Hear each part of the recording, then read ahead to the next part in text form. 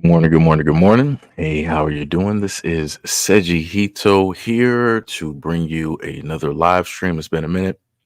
It has been a long time. I want to start out by saying much love, respect, and appreciation to any and all of those who have supported the platform and been here for the longest time. Thank you, because I would not be able to do what it is that I do without people like you. And again, if you support the stream and you would like to keep supporting the stream, you can do that by way of the banner at the bottom, which is the Cash App and the Patreon that you can clearly see. But so the videos, we got about what, 10, maybe 11 videos, right? To, in a sense, go over and showcase to you guys at this moment in time. So let's go with video number one.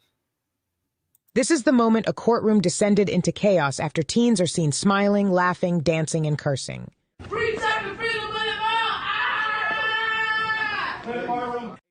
These are the scenes in a Broward County courtroom which turned into a circus after teens were seen misbehaving in what was supposed to be a serious court case. Get that off me, what the This resulted in additional teenagers being taken into custody. Get the cameras over. Hush your mouth. I said it. The teens were accused of stealing cars and running from police. The hearing was scheduled for 15-year-old Morris Thomas, who was the suspected driver, and 15-year-old Thomas Bolter, who is seen constantly smiling at the camera. This is the footage of the teens ditching a stolen car and running through a field after being pursued by the police before stealing another car. The suspects were caught. However, their antics continued in court. The friends of the suspects acted inappropriately in the courtroom, then refused to leave. In the end, several teens were arrested. So we all heard that, right? So there is no ifs, ands, or buts about it. There's no confusion when it comes directly to it. All of those teens there, especially this one, I'm just going to highlight him. So whenever it is that I've stated before that I 100% agree with Dr. Umar, where he stated that he can't, in a sense, with mental evaluation and therapy, he can't bring back some of your kids because they're far too gone. And he said that you're just going to have to put some of them down for good. This is what he's talking about. This is what Dr. Umar would be referencing right here. Right. And this is what I've repeatedly stated. The kids out here that make the rest of the Black community worse. Right. These are the ones that go through robbing and stealing, murdering. These are the ones that come through shooting up the block, taking the lives of the elderly that we have, or what left of whatever families that are out there. These are those ones. You have both males and females directly out there. You just see nothing but ignorance. Look at that. Smiling directly into the camera because they thinking that they did something. They thinking that this is the life that they are supposed to live. That this is how this is supposed to be. And you saw even one of the young girls, she was directly out there. Right there. With a group of boys stealing cars. And these are the things that a lot of Black people don't want to talk about. Want to get highlighted. People want to run away. People want to run scared. People want to deflect. People want to go everywhere else. People want to sit up there and focus directly on white folks and all this other type of stuff. When things like this, you can fix at home. You can fix that by being better parents, by actually being guardians, by actually being there, by doing something versus running and putting the blame onto other people. Like I said, it's crazy, and it's going to get worse before it gets better. And before it gets better, everybody is going to suffer. So let's go to the next one, where we got a immigrant that is having a technical issue with a Caucasian American. Let's just take a look at this here. From Nevada messed with the wrong Haitian. Property, dragging around. I don't know who the you think you are. Get your big black out here. Pick that up. Keep one in your mouth. You want to fight? Get down here. I'll take you on right now. I'm serious. You pick up the shit you drag around here. I'm going to pick them up, sir. Get out of here and do it. Okay, you don't have to talk to me like that. The fuck I don't. That's disrespectful. This is my property, not yours. You need to learn something. What is your about- problem, man? What is your problem? Your company's a bunch of fucking assholes. That's what the problem is. Okay. Get your out here and pick that up. Don't talk to me like that, man. I'm gonna talk to you like that. Don't talk to You're me like that. disrespectful like a mother. Don't talk to me like that. I was trying to help him out. I don't give a. You Okay. guys should have called. I was trying to help him out. I got tired. Okay, I got tired and I took a You don't leave like you don't do I like was that. going to pick them up, sir. You were gonna pick him up. You're gonna pick it up right now. No, listen. If you're talking to me like that, I'm gonna make you pick them up. Okay? You cannot make me do bitch ass. You know, okay. Not on my truck like that again. Okay? You're disrespectful motherfucker. Because that's not my truck, okay? It's not your truck? No. How come your company says it's your truck? What a bunch of lying sacks of No. You guys need It's to a go back leasing truck. That's Yo, what's up, Crow? Good morning, good morning, good morning. Yeah, finally caught the live. I finally caught it myself. Because, you know, it's been a minute. It's been a minute. So what we were able to hear, right? So I'm guessing this is in a lot. And the Haitian guy or whatnot is renting the vehicle or leasing the vehicle. And the Caucanite has a slight issue with something there in the lot, and he feels that the Haitian guy should pretty much fix it and pick it up. So he wants to, you know, start cursing, having attitudes and whatnot or whatever. My problem with this is I'm a little bit confused, right? Now, I could have sworn that people like to say online that Black Americans don't like to, in a sense, fight back, right? Whenever things like this take place. Which would then mean, right, that others that come here would actually be more amped to fight, more amped to want to argue and to prove the point and to not back down. But I'm seeing a lot of backing down. I did not see that man step out of that trailer once. He tried to speak up and act as though that he was Black. And he was like, "Yo, let me." Dude was sounding like Michael Blackson. I'm like, yo, I'm like, this ain't it. It's like, yo, I would have rathered you like talk to him and like cuss him out in your language. I think if somebody can correct me if I'm wrong. Wait, Crow said those Haitians put themselves in a bad situation by moving to the all white town. Yeah, that's true. That's true. That's true. Cheetah Shark, what is up? What is up? What is up? I would have rathered him. I think it should be like patois. I think that should be the language there. I would have rather heard him like cuss him out in that language because it would have sounded more aggressive. It would have sounded like, yo, I'm about to really mess you up, right? Versus him trying to put on a Black American type of accent while cursing, and it didn't come across as threatening. It didn't come across as he was really about to come out of, you know, that trailer and do something. Like I said, I don't know what to tell people, but I will tell people this: if you are an immigrant and I'm not going to say that you're Black. If you are an immigrant and you're heavily melanated, somehow more melanated than me, they're going to let you know who you are at the end of the day, right? All of this aggression that you were able to see from the Caucanite right here, there's a reason why he was giving all that aggression, why he was giving all that attitude, why he was cursing and trying to tell you to step directly out of that trailer. He felt as if he can give you orders. There's a reason why, but like I said before, me just being here, being around them, knowing the history, I can't tell people nothing. People have to actually literally experience these things for themselves so that they can understand. That's the saddest thing. Black Americans can't tell anybody else how or why things are going to happen because nobody wants to listen. So people want to start crying and getting online and start filming, be like, yo, look at how they're treating me. Yeah, we know how they're going to treat you. We told you, we've been there before you even existed. We were already there. We're still going through it to this day. But when we bring up what it is that we go through, people want to sit up there and tell us like, oh, you guys are letting race consume you. It's a construct. It's this, it's that, it's everything with a baseball hat. But then you're still going through the same thing. So what's the excuse? What you're going to sit up there and say, oh, this is just a one-off thing? This isn't indicative of all the people in the United States. Shut up. Just shut up. Shut up. So now we're going to go to a little bit of a different situation here. Dealing with skin bleaching. This is something that I tried to cover on this platform before, even by way of giving a video. But I had somebody black decide that, hey, you took a video, which I clearly didn't, and didn't know where it came from up until they decided they wanted to claim it. So had to take that out of the very beginning of the video. But I had a nice 10-minute conversation about this topic, and it specifically actually dealt with people from the islands and also Africa and many other places where skin bleaching seems to be the craze. It seems to be the it thing to do. But let's hear what this black woman has to say.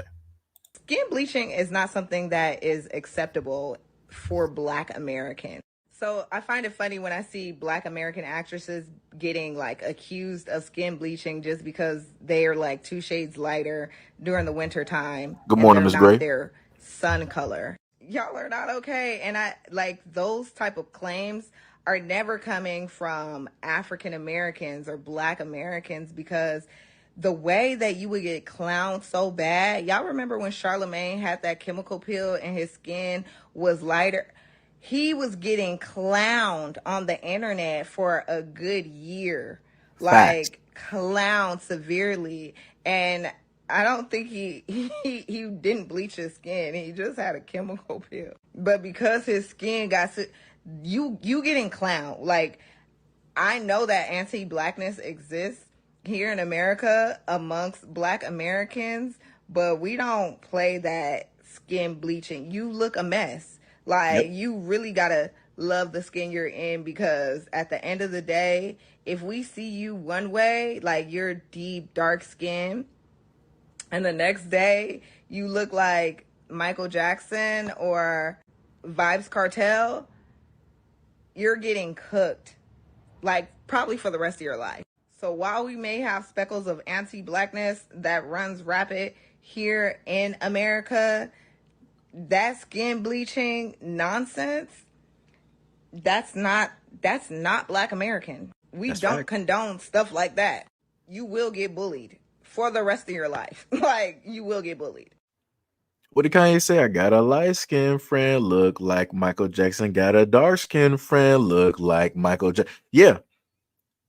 But that was a whole different issue dealing with Michael Jackson. But the main thing is this. Whenever I see skin bleaching, I see it in these areas, right? I see it in Asian countries, because in Asian countries, being dark is basically dirty, poor.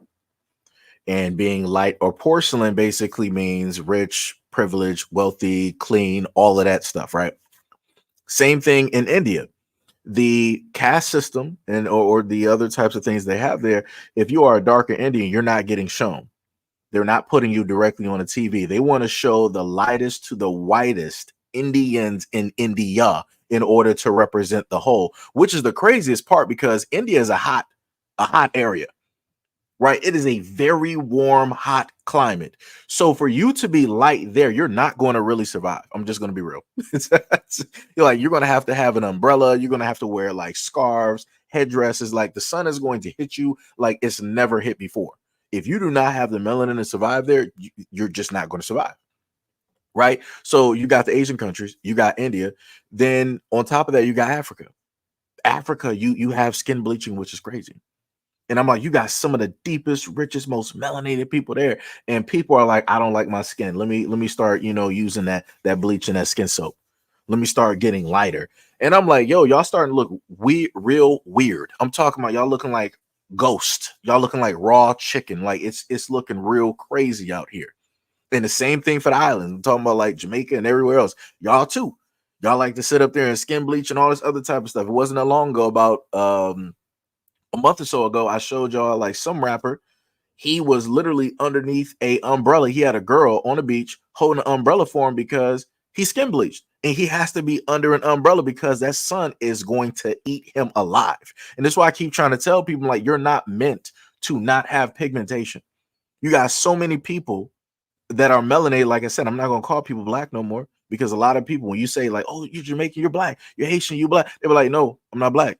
You see somebody Dominican that's darker than me, it's like, oh, you black. Oh, me no black, Poppy. Me no black. Me no black. Like I said, you can't tell people anymore. So this is why I'm like, yo, go ahead and just destroy yourself. Whatever you believe that you are, fine. And sit up there and start messing around with that cake soap too, because you don't want to be who it is that you are. The universe gave you something so unique. It gave you a blessing because this planet is naturally warm. And you're sitting up there telling the universe that, yo, you're wrong. I'm not meant to be this color. Then fry in the sun. Fry in the sun. Go out there and deal with skin cancer.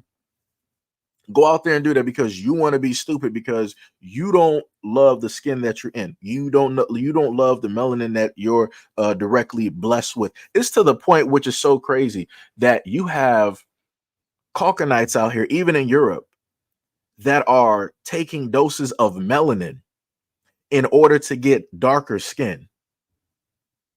That's how crazy that is.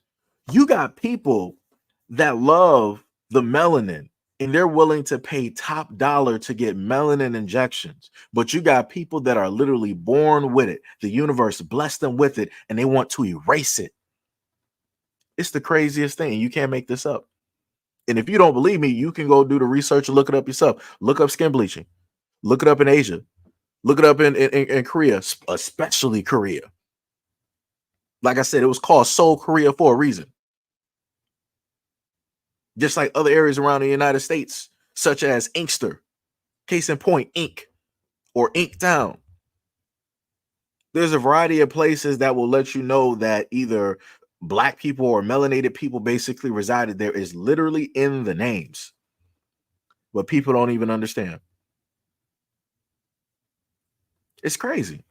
Like this is truly insane. Matter of fact, speaking of Korea, let's just hit up this next video. Y'all gonna love this one. Community has always been setting the trends, but people don't want to give them any of the credit. And you'll hear people say, but the gays, where do you think the gays got it from? Black women. I see a lot of non-black lesbians try to emulate masculinity by acting like a black guy. And on the flip side of things, you see a lot of non-black gay men try to act like black women. And the thing is, black people have been saying this time and time again, but people don't want to listen to them. And shit, while we're on this topic, isn't that how K-pop started? Like, Korea sent over a bunch of music executives to the United States just to study the 90s era of music and the popularity, which was heavily influenced by hip hop culture and R&B. And they took all of those successful elements and then implemented it in their music. And boom, K-pop came about. And that's why you see a Korean guy with dreadlocks and cornrows. And people are like, no, they're not copying. Come on. Just to wrap it up, it's gone so much deeper than just copying at this point. Shout out to this Asian woman here who basically spoke on this, because when you try to bring this up to people try to make it seem like K-pop just is its own thing. It's not influenced by anything. They just make their own things, right? Like they didn't get nothing from the 90s. They didn't get nothing from the 2000s. I can tell you right now, if anybody has a musical ear, and I'm talking about people that's been around long enough, you don't even got to be from like the 80s. If you can, in a sense, if you've been around to hear 90s and like 2000s music, you will hear a lot of 90s and 2000s in K-pop, because it's to the point where in K-pop they will have breakdowns and they'll have different areas where you will hear several different songs in one song. And if you got a good enough ear, you can pinpoint the artist and the timeline, or the groups and the timeline, or both within those songs. I've literally heard some K-pop songs and I'm like, yo, that sounds like some Genuine right there. I'm like, okay. I think I hear like a little bit of Tupac, right? Okay. Right there, that might be like some MF Doom or something, right? Like you'll hear a lot of different things, and you might even hear some Jay Dilla and different stuff of that nature. Like I said, it's amazing the influence that black people have on everything, but yet black people get no credit for anything.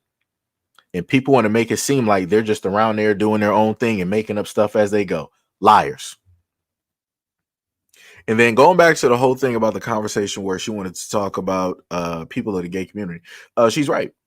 And I covered this before in a previous video when I wanted to talk about DV and how it is that if people are going to say that, you know, everybody should care about DV when it happens to, Black women in the Black community, then you should also care about women who are Black lesbians in the Black community who are performing those exact same negative things onto other Black women, right? Just make it all clear. Just everybody should care. Don't just have selective outrage, right? Because I told people that before. If I happen to do videos and showcase this, don't be selective. Have outrage about all of it, right? Not just something that you feel that just solely pertains to you that you hold the corner on, because it makes no sense. Then the problem is not going to get fixed, right? And I've seen this in a lot of instances too. Even when I told you guys when I was back in high school, I remember this one girl that was a lesbian, and she was trying to act harder than all the guys in the room. I'm like, what is your problem? I'm like, why are you so aggressive? I'm like, oh, it's early in the morning too. All of the guys are pretty much laid back. Ain't nobody trying to rah fight. You just see her in a corner, just like brooding, like, yeah, I sit up there and knock somebody out. Like, ain't nobody trying to see me. Like, I got. I'm like, who are you trying to prove this to? Are you trying to prove it to us or you? Because I'm like, all the guys in the room, it's like, we was cool. Like, everybody just chill. You the only one that's trying to just like buck up for no reason. I'm like, yo, like, calm down. Pull your pants up. There's no reason for you to be sagging. That sends out a whole nother message. And you don't even go to male jails or prisons. Like I said before, it's like they will emulate the most negative things when it deals with Black men. It's crazy. They will always emulate. I've never seen a masculine lesbian emulate the positive attributes of a Black man. I've never seen it. Never seen it. Never seen it. I've seen them always get the tats. I've seen them always get the locks, always get the fades, always have the wife beaters. They always got the J. Like, it's like the stereotypical type of deal.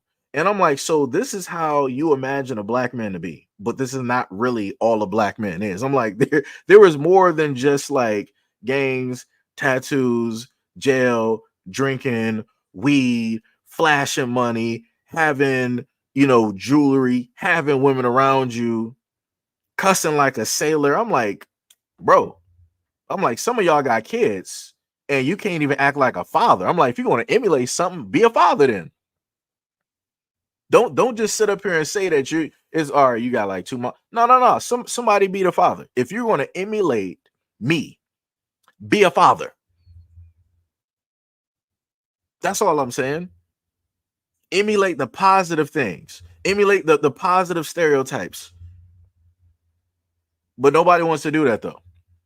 Nobody wants to emulate the positive things that Black men do on an everyday basis. Ain't that funny? Even people who want to emulate being men don't even want to emulate those things. And I'm like, that's crazy. I'm like, I know y'all have seen these things. I know y'all got male friends, male relatives, y'all got grandfathers. And they've shown you the positive side of Black men. But yeah, you don't want to carry that. Even to carry their memory to make sure that they're still alive by, you emulating them. You don't even want to do that. And this is why I wanted to highlight the whole fact of in lesbian relationships, they go through a lot of DV because those same women want to emulate the stereotypes and the negative things that they see of Black men, that they understand of Black men, or the negative things. The only things that they choose to acknowledge are only the negative attributes. That's it. And that's sad. And then let's go to the reverse, where you got males out here that want to act as really flamboyant. They copy all of that directly from Black women, down from the eyelashes to the nails, to the hair, to the attitude, to the teeth smacking, the lingo, all of that. Like I said before, there's so many things that Black people, in a sense, put out there that we get no credit for. I'm not sitting up here saying like I want credit for like the negative stuff, but I'm just sitting up here saying, I'm like, yo, you're copying stuff from like originals out here. You're not just doing this on your own accord. You're getting this from somebody. Again, a lot of the flamboyant males out here copied Black women. There's no ifs, ands, or buts about it. Nobody's going to try to sit up there and tell me that they just made this themselves. They just came up with this idea of this thing and just made it them. No, you watched your mothers, you watched your sisters, you watched the girlfriends that you consider besties. You watch other women out here. You watch black women on television. You watch black women in music.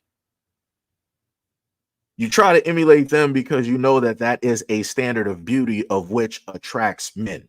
So you're going to emulate that same thing in order to get the same results, which at the end of the day is to attract men. But then around that same thing, you still also have a hatred for black women, even though you try to emulate and be them. You hate them, but yet they're your competition. And it's like, it's mass confusion out here. I don't know. I don't know, what else, to tell people. Like, I don't. It's like I said, it's completely crazy out here. It's crazy. It's crazy.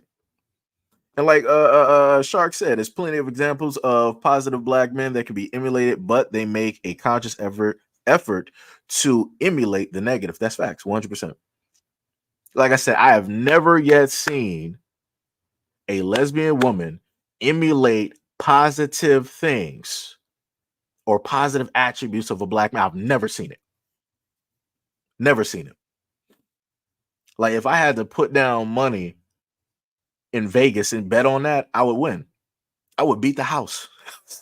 I would beat the house. Like, it's crazy. But let's go to the next video and see what this lady's talking about. Football, which led into a conversation about someone that I had slept with, and so we were talking about it, and he was like, "What?" And I was like, "Put back a little bit," and I was like, "What do you mean, what?" And he was like, "He's black."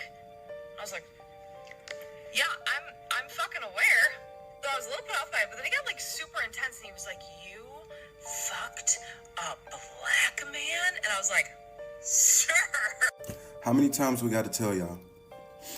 I'm gonna have to Dr. Umar this one. How many times we got to tell y'all? How many times do we have to tell y'all? When I tell y'all, I commented on that video and I said, y'all be thinking we making this stuff up. And it's not just old white men. It's not no old 65, 70-year-old Trump supporter that lives in the woods. These are our colleagues. These are people we work with. That girl was probably like 28. So she's probably dating people 25 to 35 years old. I don't want to make any assumptions, but I see this all the time. Y'all be thinking we making it up. These people are the hiring managers that are prejudging black men. These people are your colleagues, your coworkers that sabotage you at work when they don't want to work with you anymore, and they start rumors about you, and all of a sudden things are going downhill for you at work and you're not having a good time anymore. These are the guys that we have to work with in corporate America. And this dude had the nerve. He had the nerve to comment on my comment that said, y'all think we making this stuff up. And he gonna say, it's not racism, it's just preference. Imagine you chilling with a girl. Imagine I'm chilling with a girl, right? And she says, yeah, my last boyfriend was Cambodian. And I say, what? You fucked a Cambodian? You fucking Asian? Oh my God, that's dirty. That's disgusting. Like, be for real, bruh. How much hate you got in your heart? And then the dude that said it's just preference, he gonna tell me, he gonna say, I have 3 different types of African in my blood. I'm not racist. Baby, that 23andMe don't mean nothing. Please. Nah, I'm dead serious. I'm dead serious. That's all I had to tell him. I had to tell him that 23andMe, you took it to heart. Them folks don't know you. I know I'm black by looking in the mirror. And he just hate black people. You gotta hate somebody. You have to seriously hate somebody to say, I'm not dating a woman that ever touched them because it disgusts me. Do y'all not see how that's racist? The problem that I'm coming across is when I was growing up, most people knew they were racist. They had it in them. They was born with it. Their grandfather instilled it in them. Their father instilled it in them. They knew how to maneuver around in work situations and school situations. But at home, they know their family dynamic. And they did not want black people near them, close to them, in their vicinity. They didn't have sleepovers with the black kids. They didn't have black kids coming over to the 8th birthday party. We knew who they was. But now we have an issue in this country of white people being racist and not even knowing that they're racist. I need some white people to explain to me. Can some white people please comment and explain to me how your colleagues don't know they're racist? And this is why I see more and more white people stepping up for black people nowadays in 2024, because they're realizing that their grandparents, their cousins, their aunts, they're realizing like, whoa, whoa. I just can't imagine sitting chilling with a girl watching football, having a great time, and then saying, "You fucked a Mexican?" Brother, seek therapy. It's bars. And the funniest thing is, How many more? These are the I've heard guys like that say stuff like that. And the interesting thing that I try to, bring up is to, black people, is that I've heard this in different types of conversations, either, passing by people and they try to, like, maybe whisper. Some people are bold and they'll just say it, out loud. Or now you can even catch them on social media and they will say this and, laugh about it, right? And I especially tried to tell this, right? Because again, you're dealing with a brother. I love my people. I care. And, I try to inform and warn people directly out there. And I specifically told, black women, if they wanted to do the research, just in case if you're a black woman and you like to date out, you can go online and you can look up some of these very racist sites or blogs, and you can see how it is that people there will talk directly about you. And it's crazy. I'm like, wow. I'm like, I'm like, whoo, they talking big and bold. And I'm like, and those be the same type of guys that will literally have or go to seek out a black woman. Those are the same guys, like he said before, they'll be in corporate. Those are judges. Those are lawyers. Those are doctors. Those are nurses. Those are firefighters. Those are police officers. They're in Congress. They can be somewhere working in a city. Those are teachers. Those are college professors. Whatever job that you can name in America that they would normally have, they are all over those jobs. Every single one of them. And that's how they talk. And it's crazy. I'm like, but it is what it is. But a lot of people like to say that America is not a racist country. And this is when I just sit there and I laugh. Because I know for a fact it still is. Right? It's in a sense, it's just hidden. At a point in time, let's say if back when Trump was in office, you saw what it was. People were emboldened, right? They were able to properly come out and just be that. Say it was them. And like I said, I respect it. And I told people before, I respect honesty over anything else. If anybody out here is racist and they don't like me because of the color of my skin, whatnot, or whatever, let me know. That's cool. Like, I'm not going to be offended. I'm not going to try to make you my friend. I'm not going to try to change your mind. I'm not going to try to help you read history. I want you to be you to its truest form. I'm not trying to change none of that because it don't need to be changed. It don't need to be changed. The only thing that needs to change is how I will basically look at you. How it is that I know that I'm not going to come in contact with you, even be in your avenue or your direction. Like we are going to part ways like the Red Sea and never come back together. That's how that's going to work. And that's how it should work. Like I said, I respect honesty. So in a sense, which is going to sound pretty odd, I respect the person being racist because you're in your truth. You are in your honesty. I know where you are so that I can be where I need to be. You stay on your side. I stay directly on my side. Everybody lives happily ever after. That's it. The story is done. The problem comes in when you have a lot of people out here that don't want to face that type of honesty. They want to keep focused in some type of illusion to make it seem like this is not a real thing, that it doesn't exist, that this is something that is from the past, the great grandparent era, and everybody now is completely different. No, everybody is not different. People are stupid, people are dumb, but everybody is indifferent because the same methodology is still there. The same psychological conditioning is still there. The same indoctrination is still there. The same teachings are still there. The same ecosystem to harbor that type of hatred and animosity and envy. All of that madness is still there. It's just that it's hidden in plain sight. That's it. Before, people used to, wear different types of clothing like white sheets to hide what it is. They went from that to doing tiki torches, khaki pants or shorts, multi-pocketed, with some polo shorts, with some Ray-Bans. That's it. And then they moved and ventured on from that to becoming the Proud Boys. And then they moved and ventured on to that to wearing full suits and going directly out there and just saying whatever it is that they want to say. But people want to make it seem like America's not a racist country. It was formulated.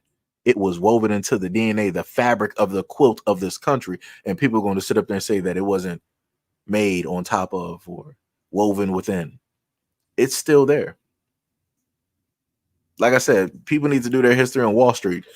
Do your history on Wall Street. Do your history on a lot of the medical treatment, if you can call it that, that Black people used to receive by experimentation of the United States government. And all the other things such as redlining and, like I said, it's all there. People just refuse. Then people can also look up eugenics. But it is what it is. But let's go to the next video and hear what this woman has to state. Saying that Black people should be more independent and build our own, right? Tell that to the people in Tulsa, Oklahoma, 1921.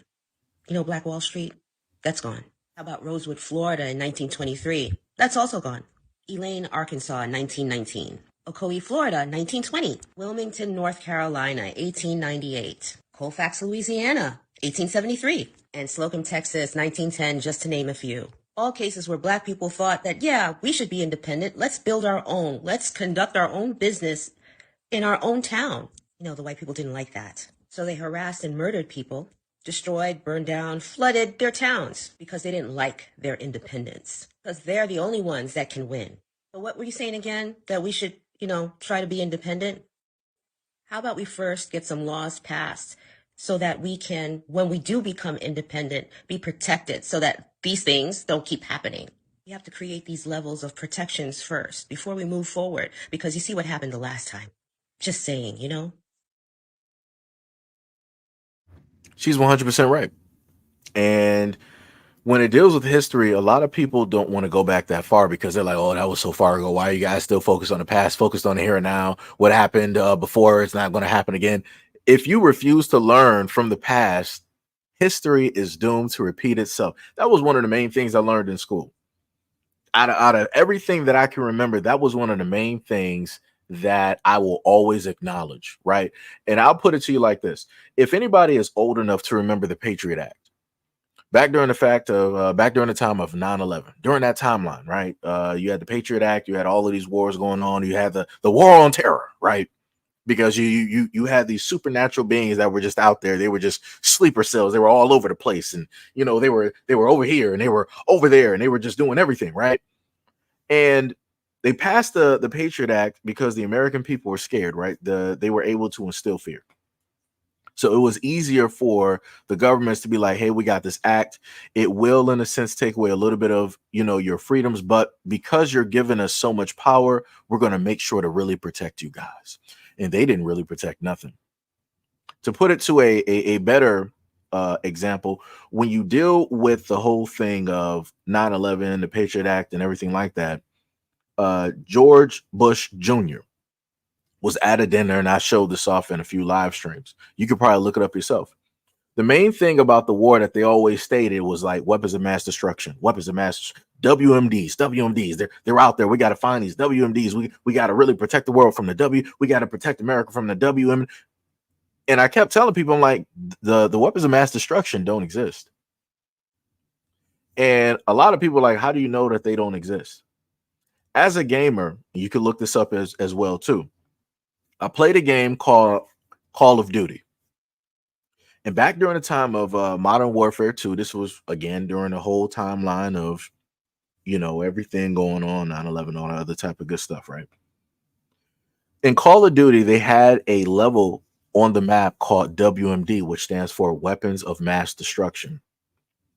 When you went directly on that map, you ran around and you played the map, there were no weapons of mass destruction. There were ammo caches, you might have seen some missiles, but there was never a weapon of mass destruction. And I'm like, ooh. So they're telling people in plain sight that it was just all for nothing. And then past Call of Duty, after Bush Jr. left office, he was at a dinner. You can look this up on YouTube if it's still up there. He was joking about the weapons of mass destruction. He was like, yeah, those weapons of mass destruction, they got to be out there somewhere. And then everybody in that crowd who was a part of government, including the journalists, they were all laughing, which then should tell a lot of these families that you sacrificed your kids, you sacrificed your families, all of your lives for nothing. You gave over full rights. You gave over all of your kids for nothing. All of your tax dollars for nothing. You have faith in the government and hope and belief for nothing. For nothing. All for it to be one big joke that's on you at the end of the day. And this is why I sit up there and tell people that when I look at all of these elections and different stuff like this, I just think back to that timeline of Bush Jr. being at that dinner with all of the different heads of many states, being there and seeing the heads of, different, news sites, publications, and all of them just laughing at how stupid the American people are, at how gullible the American people are. And I'm like, damn, people still believe in the government, huh? Still to this day, right? People still arguing over left and right and all this other type of stuff, but nobody's counting all of the many kids, all of the many families that's been lost to all of these wars that ain't nothing been fixed ever. But yet we're still giving money though, right? So that further goes back to what this woman was stating here, right? History repeats itself, as I stated. And she was trying to tell people that, hey, for all of those out there that tell Black people that you need to just go out there and rebuild, she was literally laying out the floor plan and the history of it happened once, it happened again, so then it happened, and it just kept happening. No matter where Black people built, their towns and their cities kept getting burnt down to the ground. And it was all having to do with the jealousy, with the envy, with the racism that was taught, that is woven within the fabric of this company. So if you are, let's say at a point in time, to just have a Black state, right, where Black people are just like, yo, we're not going to focus on nobody else. We're going to build up our skills. We're going to build up, our own banks. We're going to build up our own everything. I promise you, somehow, some way, if it's not broken apart and broken down from the outside, it's going to be broken down from within. And they're going to do the exact same thing that they did when we had the Black Panther Party.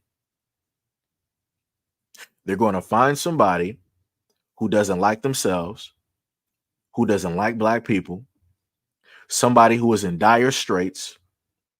They're going to force and coerce that individual or individuals to go into the different areas in the Black community that are successful and to start tearing them apart from the inside, and it's going to spread like a cancer. That's how it's going to happen.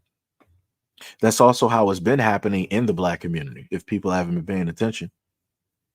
Think about all of the gang shootings and the violence that has taken place. Now, of course, like I told you guys before, you do have a such thing as these Hollywood masks that you can pay $200, $300, $400, $500, $1,000 plus for, that are realistic in nature, that almost fully cover the body. They also have full body masks as well. And primarily the ones that people like to really get are the ones with the darker skin. So if you got people out here buying lifelike Hollywood silicone masks that they can put over their whole body and their face so that you can't tell if they're white or whatnot or whatever.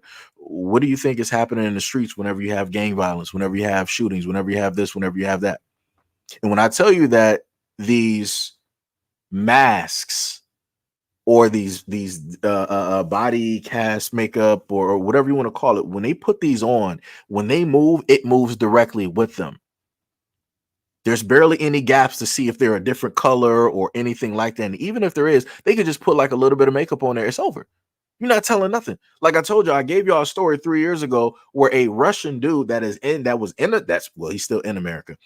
His girlfriend, his American girlfriend, knew that he was robbing banks. And he went to rob a bank and he had the same mask on that I was telling you about. Inevitably, what happened was that a black man who matched up with that mask was arrested by way of his own mother that turned him in. She looked at the news. She was like, oh, that's my son. He sat up there and robbed this bank. Let me sit up there and dial the police real quick. And she turned her son in, not realizing that it was a Caucasian man underneath that mask that looked like her son.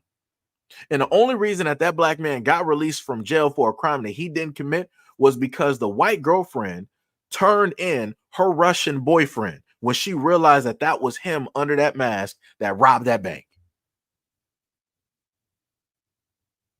So like I said, I don't need people to sit up there and tell me that racism and different things exist or that history is going to repeat itself when I can see it every single day. I don't have to sit up there and look back 100 years. I can look back the last 20. I can look back the last 30 and I can sit up there and give people stories. But then, people are going to say, oh, why are you still focused on the past? You weren't even there when that even took place. What about something today? It's crazy. Or then people want to go with the most classic thing of now that everybody likes to use online. The most racist people in America are the people that bring up race. And the only people that focus on race are black people. Word? Black people are the only ones that focus on race? So if I were to move my black ass to a rich suburban town, and I just magically get like a home there, you mean to tell me I'm not going to have problems? Because I can sit up there and tell you that I was in one of those towns before, and I did have problems. And I told y'all this before some years ago when I would sit up there and work at Whole Foods. And when I would have to walk there, I used to be in Greenwich, right? If you know where it is, you know where it is. And when I would sit up there and walk directly to Whole Foods, the police would always be there. They would either come out of a dark parking lot. I'm talking about when it's dark, it is pitch black. So the cars that they have are also night black as well. So the only time that you see them is if you see the lights flicker, because their cars are so brand new that if they were to start just moving, you're not hearing those cars. You're not going to hear those cars. And anytime that I would be just walking down the street, you would see them just like flick the light. At first, I used to freeze. And a lot of people don't know what that means. People will be like, why would you freeze? Like, unless you're guilty of something, unless you were going to commit a crime, why would you freeze? Because you saw cop lights. If anything, you should be happy because you have the cops there. That means that it's safe. Actually, it doesn't. The cops will sit up there and flick their lights to let me know that they see me. And it got to the point where I got used to it. Because like I said before, I used to, in a sense, freeze. I was like, oh man, I'm about to get arrested. Like it's over. Like they're about to just sit up there and just do whatnot or whatever. But again, it was something to, in a sense, instill fear. So then after I got used to the main thing of them doing it, the next thing that they started doing was that, okay, we know that he's going to be coming here at least, Monday through Friday. So now we're going to start using like 2 cars. So I'll magically see one car pull out of the dark parking lot, and then he'll flick his lights. And then magically from some other street corner, another cop car will come. He will flick his lights, and then he'll turn down the same street and start driving real slow. I'm like, what? I'm like, to my knowledge in Greenwich, y'all don't really got crime out here like that. So I'm not sure what the problem or the issue is. I'm like, because I was at the point, I'm like, bro, you can sit up there and give me a ride. If you want to know where I'm going, we can take a ride there. And you can sit up there and talk to my supervisor. And then in the morning, as soon as I get off, I can come talk to yours at the police station. That's the type of time that I was on. because I was just tired. I was realistically just at certain days like, yo, I kid you not, I was just waiting for something to happen because I was just so tired, and that's what a lot of other people in America don't even understand when it deals with the police. You'll hear some people like, oh, well, you know, realistically, black people don't have issues with the police more than white people. I mean, you should have issues with your own people. It's more of you than there are of us. And more of your people are in the police force. So, of course, on average, you should have the most issues, but that's not how it goes. Disproportionately, black people get more tickets than their white counterparts. Anybody can look up those numbers. And again, that doesn't even make sense. If there are more white people out here, why would black people disproportionately get more tickets? They shouldn't. But like I said before, that's how this country is built. That's the way that the system is. They need to be able to make money off of somebody, so it's going to be black people. We got other people out here that's outnumbering black people, but yet they're still going to go out and make sure to go after black people. It's crazy. Like I said, it makes no sense. And again, just basically saying all that to say that history repeats itself if you do not pay attention to the past. Right? That's, you know, that's the main thing. But to also showcase the envy and the jealousy, let me just give y'all, let me push forward and give you guys this video right here, because she also brings up a very good video that will make a lot of sense to a lot of people. So pay attention. My entire life. To watch this guy ride past my house 10, 12 times a day in a brand spanking new Lexus SUV. How is that possible? Integrate into the same neighborhood that I worked my entire life to get into. I don't understand it. Why? Here's this guy right here in his brand new Lexus. There he is, there right he there. Is, right there. That guy right there. That's Look at that vehicle. Yeah. So y'all saw that, right? So again, two true Americans, right? I'm not sure if they're dirt poor. I'm not sure how much money they're making. Obviously, it's not a lot, but they're out here pocket watching. They're mad. They're envious. They're angry. They're like, yo, I don't understand. This dude just got here.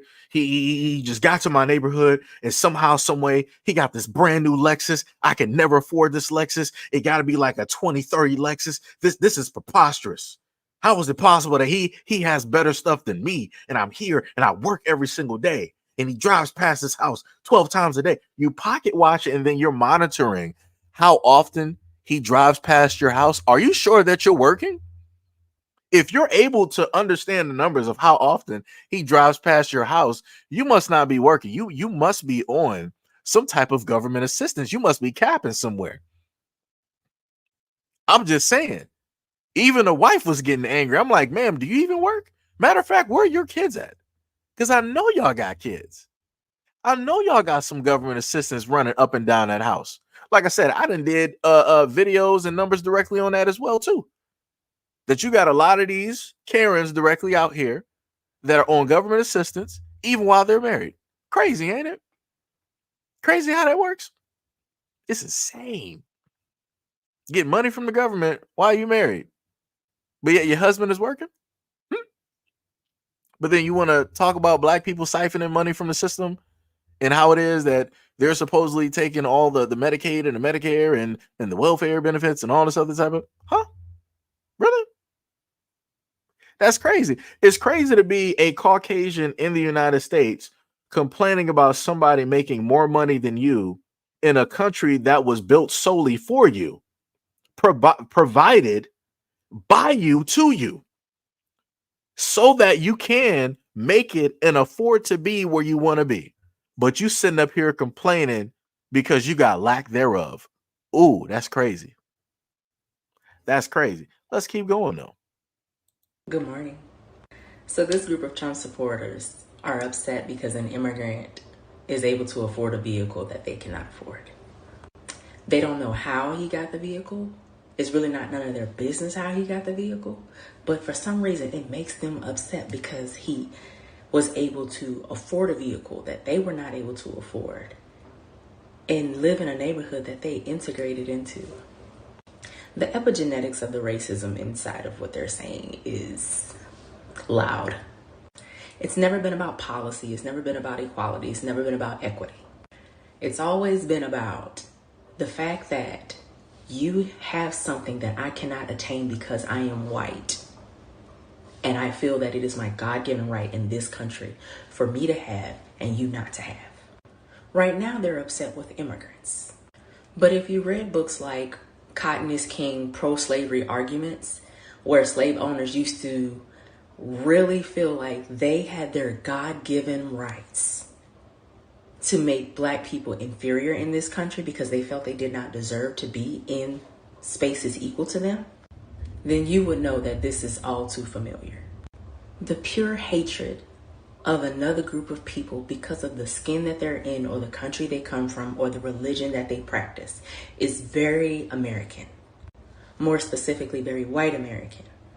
Some books that I highly recommend: Cotton is King, Pro-Slavery Arguments by E.N. Eliot, White Trash, The 400-Year Untold History of Class in America, Jim Crow Guide to the USA, and of course, Project 2025. So let's just go back there real quick. I want to show the true American family.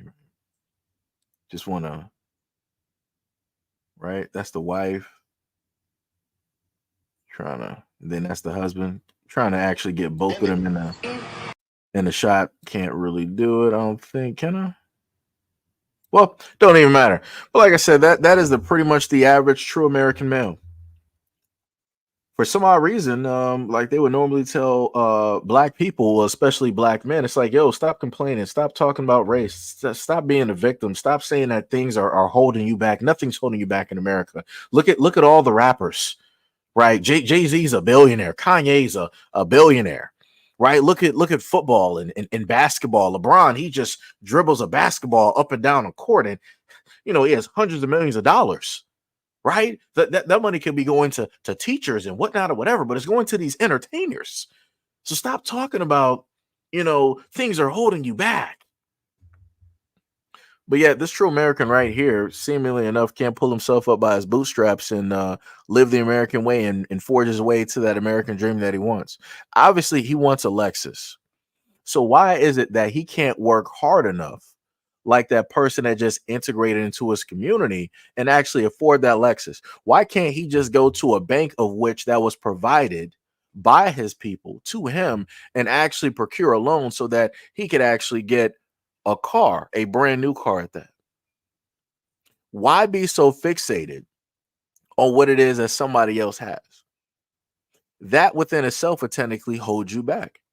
And realistically, thinking about Caucasian Americans, nothing is actually holding you back.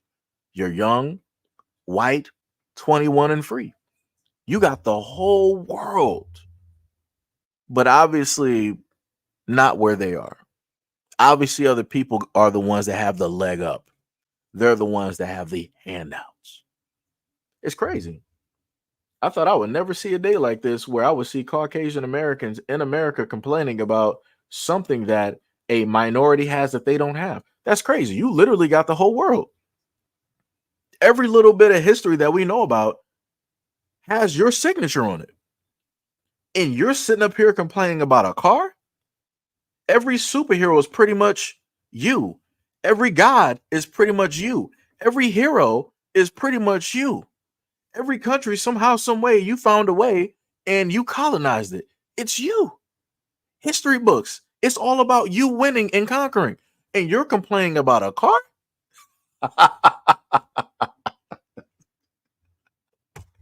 I've never, this is crazy. You've done so much winning in life that you're complaining about this. That's not even you can't make this up. This is crazy. I've never seen this before. That's crazy. That is crazy. Oh, that's pretty cute. You said, as a tether, Black Americans have taken over for master. Taken over what? Taken over what? Grayskull? Like what specifically are you talking about? If you're trying to derail a conversation, you are poor directly at it. Let me tell you, I need you to do better. I'm just gonna let you know.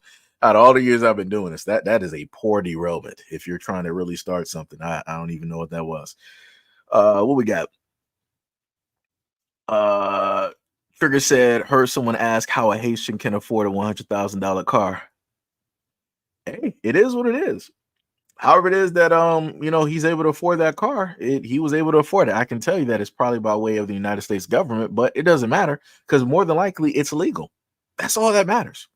But it's just crazy to see somebody try to conceptualize, try to come up with a method, try to figure out like, yo, it has to be illegal, it has to be drugs, it has to be money laundering, it has to be stuff. Like I could just see the hamster working overtime and catching 2 heart attacks, trying to keep up with all of the racist rhetoric that he was trying to come up, or all the stereotypical rhetoric that he was trying to come up in his mind for why it is that he was able to have a car that he feels that he should have. It's crazy.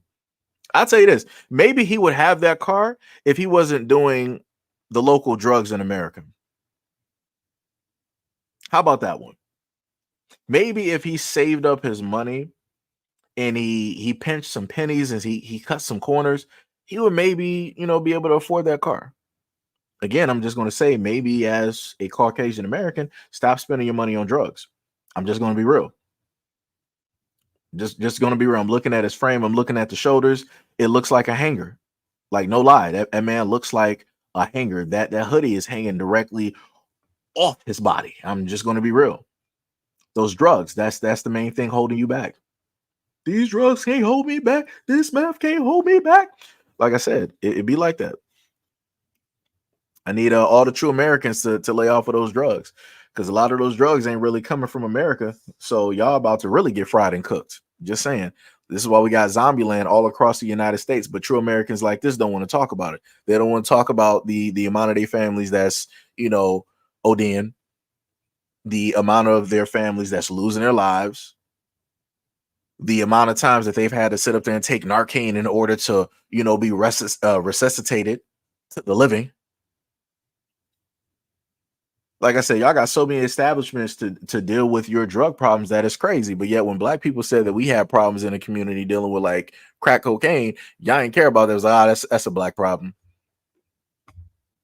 Even the Italians in the movies, like, yeah, we're not sitting up there selling those drugs in our community. Go give that to the blacks. Like I said, so, it is what it is. You reap what you sow. And I keep telling people this, the moment in time that you try to place something on another group of people, like case in point, black people, which you always want to sit up there and place stuff directly on, it's going to fall back on you 1,000 times worse. So instead of it being crack cocaine, y'all ended up getting that meth. Y'all ended up getting that oxycodone. Matter of fact, y'all got even they had at one point in time, it was a pill that was what, like, it was like oxymorphine. It was something else. It was like one of the most powerful, I think, like sedatives or whatever it was. But like I said, it was a Caucasian family that made all of those drugs that got white Americans addicted. And then after white Americans got addicted by a white family, that same white family came out with the cure for the addiction.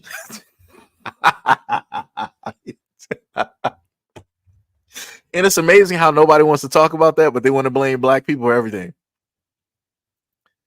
They want to blame black people. You guys are the reasons that, we're losing families and relatives. Last time I checked, when these celebrities be ODing and passing out, like what was a dude from Friends? I don't think that dude was black. Somebody, I could be wrong. I could be wrong. Let me just pull back. I could be incorrect. The dealer that Friends actor went to,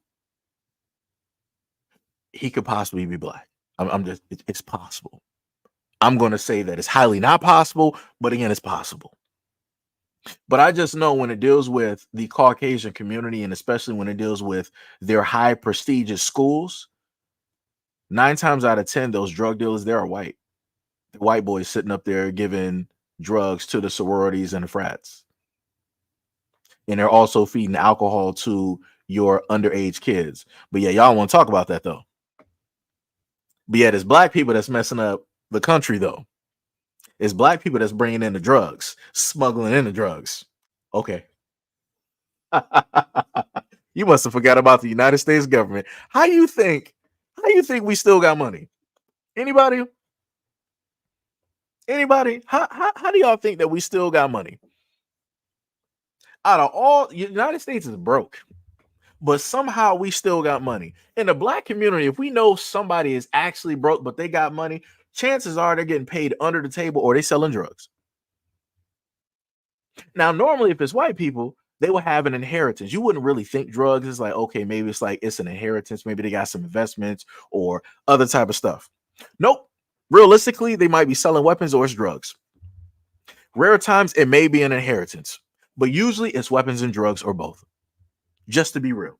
And then when you think about weapons and drugs and both, who then would actually be placing and putting these things directly into the black community? Because again, I'm just trying to figure out how would it be possible that black men would be able to get their hands on military grade weapons?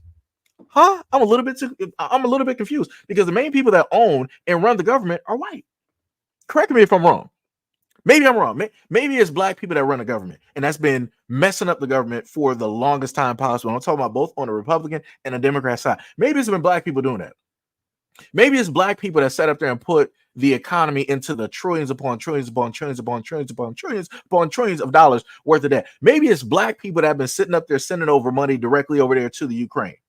Maybe it's black people that's also been sitting up there giving $2,000, $5,000, $15,000 to the immigrants coming over into America that have not established or built anything in order to earn that money that normal Americans can't even get their hands on. Because last time I checked, maybe it was black people that were the reason that the United States government stopped giving stimulus checks when we really needed them during COVID.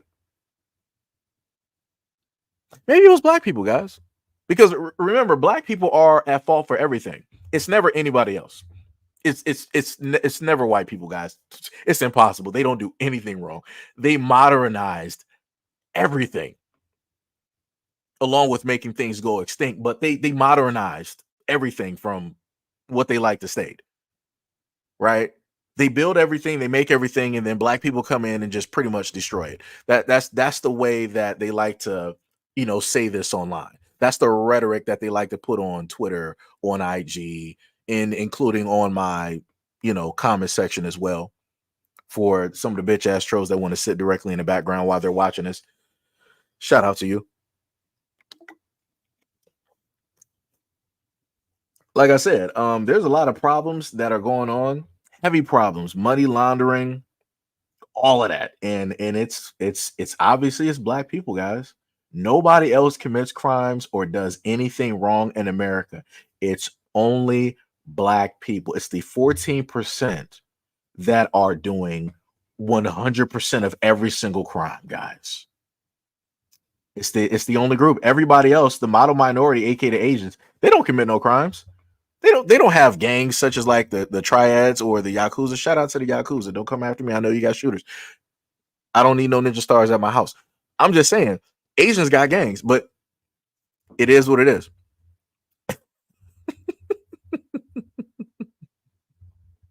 Everybody else coming here got gangs. They got groups. But obviously, it's only black people that got gangs here, guys. It's only black people committing all of these atrocities where people are just falling down, knocked down, dying, and dying all over the place. It's only black people. Matter of fact, it's also black people that's messing up the food, giving people GMOs, making sure that every single week we got a recall on some type of romaine salad, normal lettuce, spinach, tomatoes.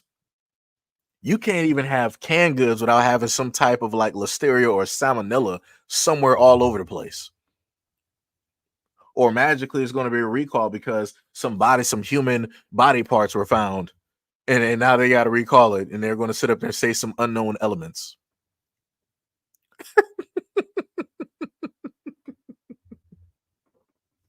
It's only black people that's, poisoning the American citizens by way of food, air, and water. It's only black people that's sitting up here brainwashing the American people into a slumber. It's only black people, guys. A great comment that somebody said before is that the reason that, you in a sense got everybody living their dream is because they were asleep. Take your time. In order to live the American dream, you have to be asleep. Because the key part about that is dream. In order to have dreams, you have to be asleep. You can't be awake. So for all of us that's sitting up here, we're struggling. We're going by the day to day, the day to day, and paycheck to paycheck.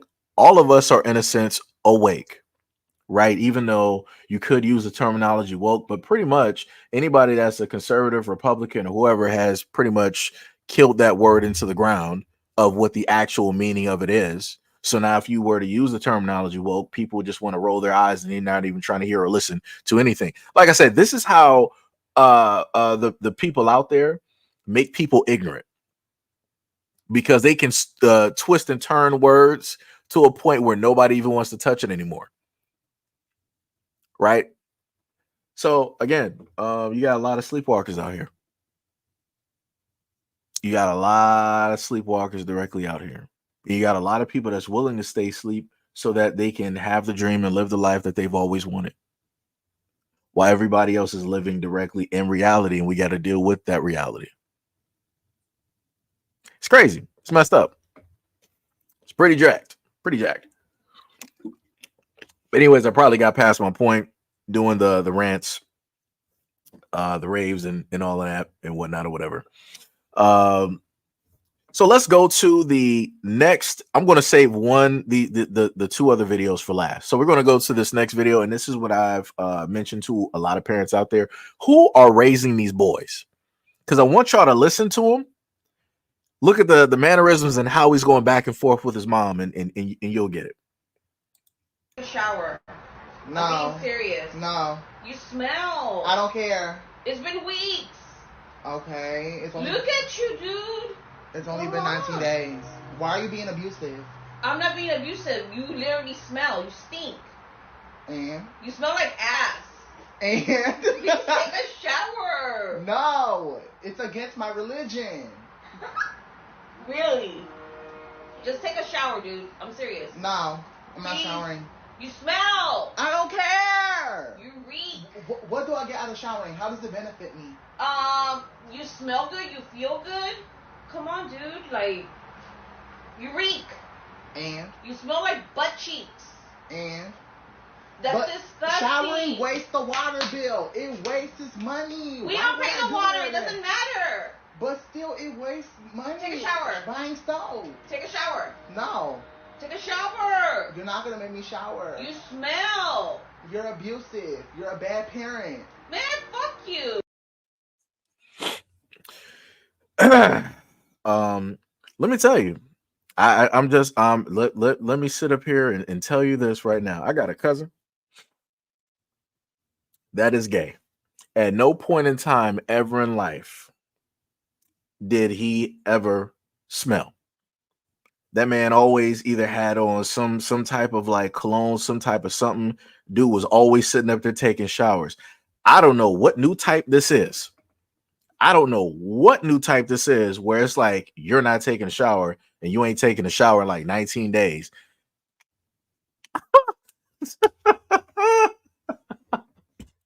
I know who you dating. You dating a lot of cavemen out there. I can tell you that. Because those are the only ones that's going to appreciate. Oh, boy. Ooh. Ooh, shout out to YouTube. I'm not being racist.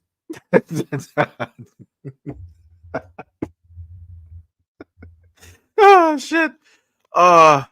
Boys, it's gonna be a lot of cavemen out there that will appreciate that young man there. A lot of cavemen, let me tell you. Wow. And it's like the thing that's killing to me, it's like, yo, why would you even talk back to your mom realistically? Like, you're sitting up here, you're as flamboyant as can be. And this is the thing, right? When I was going to school, any guy that was flamboyant, right? They either smelled like flowers or they just showered, right? They just smell like a dude, like having on like musk or whatever cologne it was, like Nautica or whatever it was, right? I ain't never run into no dudes, at least when I was growing up, I ain't never run into no dudes like this in school that just did not take shots. I don't know what this is. I don't know what this is. Like, what benefit do you get out of smelling like ass? Like, I understand you like it, but what is the benefit that you get out of smelling like ass? Like, you're not attracting no.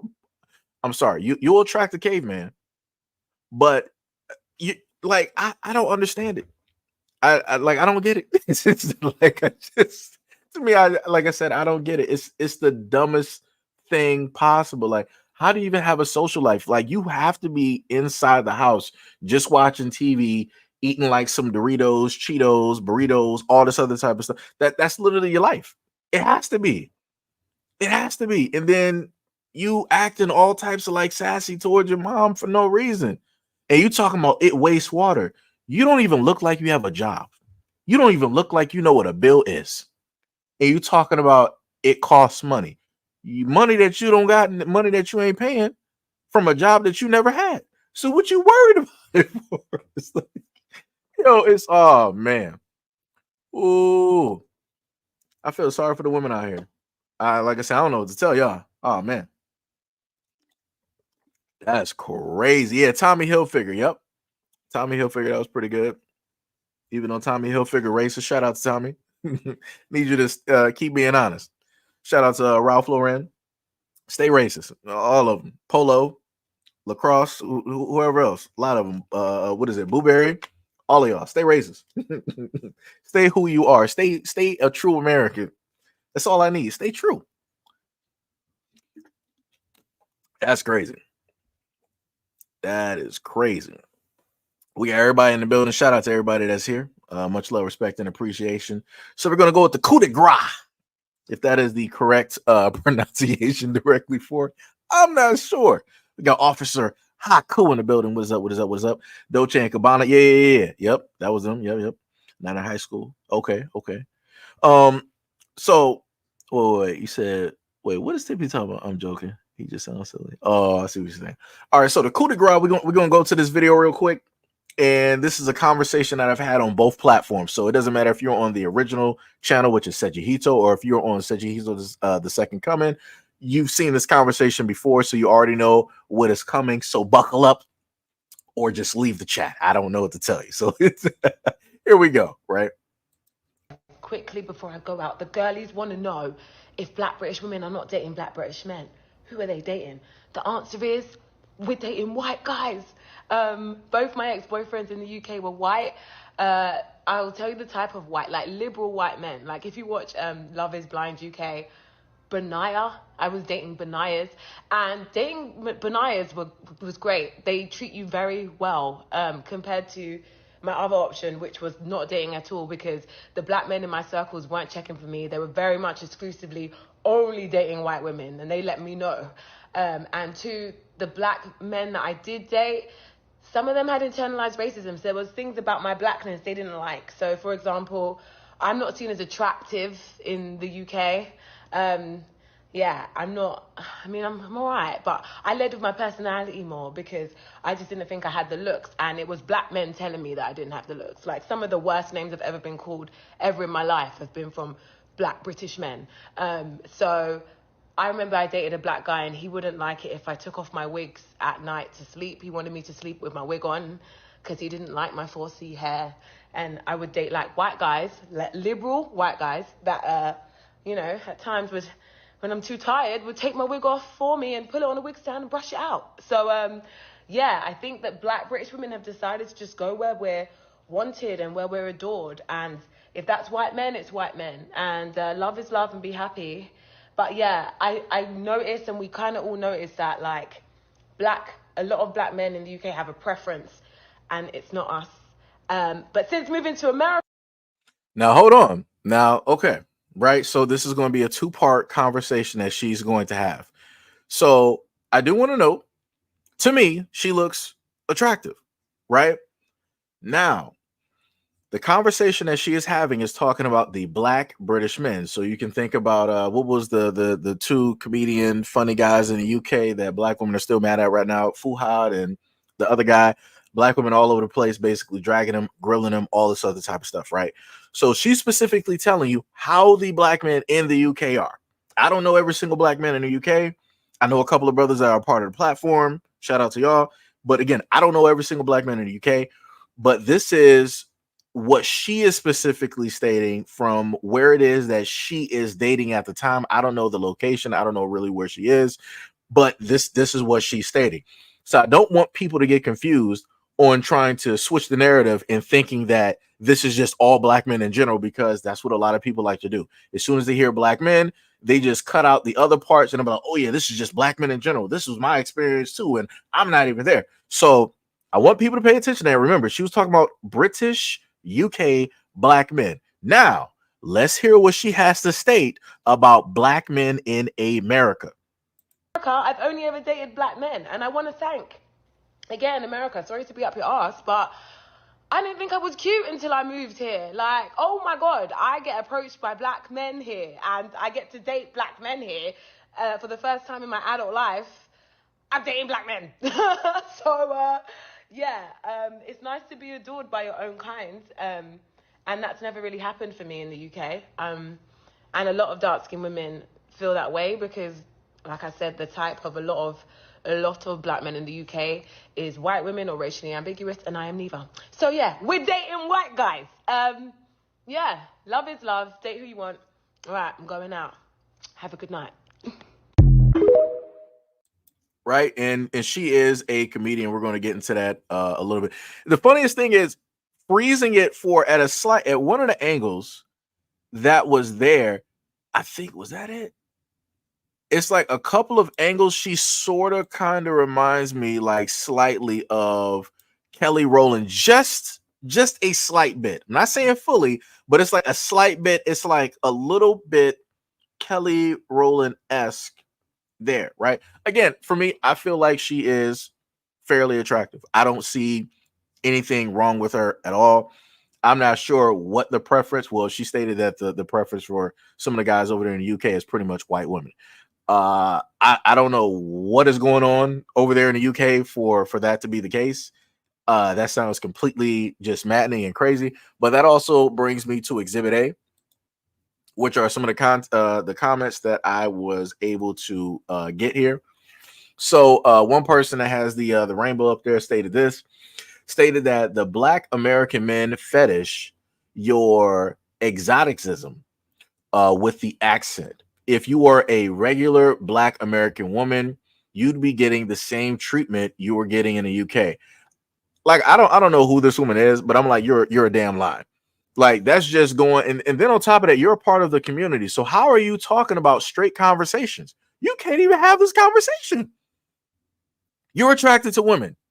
And like I said, that's cool. Be attracted to whoever it is that you're attracted to. But if you are a individual that is gay, you can't speak on what straight men like or don't like because you don't know. You just don't know. And that's why I be trying to say about a lot of these conversations. Like, people need to cut off a lot of people when they want to get into heterosexual conversations, like or talking about heterosexual dating and the preference. You can't, like, you're not there. Like, stay exactly where you are. You can only focus on one side of the spectrum. It's great that you might have girlfriends or whoever who might talk to you, give you some insight, but you're not there. You're not there. Stay back. Stay back. No, she would not sit up there and get the same treatment. She wouldn't. Because in America, irregardless of however people want to focus on the interracial relationships, 9 times out of 10, black people are dating black people. This is how we are creating black kids. Like, who do you think that black women are sitting up there sleeping with in order to create black kids? Who else? So, like I said before, the narrative that people want to sit up there and keep spinning is nonsensical and crazy. It's stupid. Another person said, I'm white. I prefer black women. Always have. Yeah. Yeah. Like, it kills me whenever I see comments like this, and some people out here will catch some strays. I've seen black dudes do this as well. You'll have comment sections where it's white people talking and white women talking, and you'll have a black dude randomly show up, be like, yeah, I prefer white women, always have. I'm like, bro, who asked you? Like, it's like, who are you calling out to? Like, who are you trying to get attention, like, directly from? I'm like, bro, I need you need to do better. It's like, damn. I'm like, that is below bare minimum. Like, that's dry begging. Like this right here. But for Gavin, right? This would, if he is, as he says, that he's Caucasian, this is something that'll work for him. Because there will be some divester that will sit up there and, depending on how he looks, Again, if he looks like Serena's husband, they'll pick him right up and clean him off, and then he'll get the black woman effect. If you don't know directly what that is basically the major glow up that a lot of white guys happen to get when they have a black, well, usually when they have a black significant other. Look at the guy, I forgot his name. Travis Kelsey, I think it is. Who's with Taylor Swift. Looking at him when he was with those black girls. His fashion was different. His facial hair was different. His haircuts was different. He was wearing a chain and everything. He sat up there and he's with Taylor Swift, and now that dude dressing like a hippie. He looked like a retired porn star from the 70s. Like, it's crazy. Like, man, it's straight madness. It is a night and day. So there is some validity, directly to quote unquote the black girl effect when it deals with a black woman being with like a white guy. But more so, what that is that those women are in a sense making him sort of kind of reflective of what it is that a black man would basically look like just on a white body type. That's realistically what it is. Right. But whatever. Next person said, black women must mainstream. What she's saying by mainstream is that black women must broaden their horizons, like a lot of the investors like to say, like, black women, stop being pigeonholed and stuck to the black man, and be logical and faithful and in love, and right. So she's saying that black women must go out, and if the culture will not value, find somebody that will. That's the same thing that I've always heard from all divestors all over the place. And I'm like, the problem is you. And it's the same thing that I've told other black guys. The problem is you as well. For both black men and black women that like to go out and they want to sit up there and say this about black women, this about black men. The problem is you at the end of the day. You are attracting what it is that you hate. You're not attracting what it is that you love, because you don't actually have an adequate understanding of love, because in order to do that, you have to love yourself first initially in order to conceptualize what it is that you should actually get from the universe when you're asking.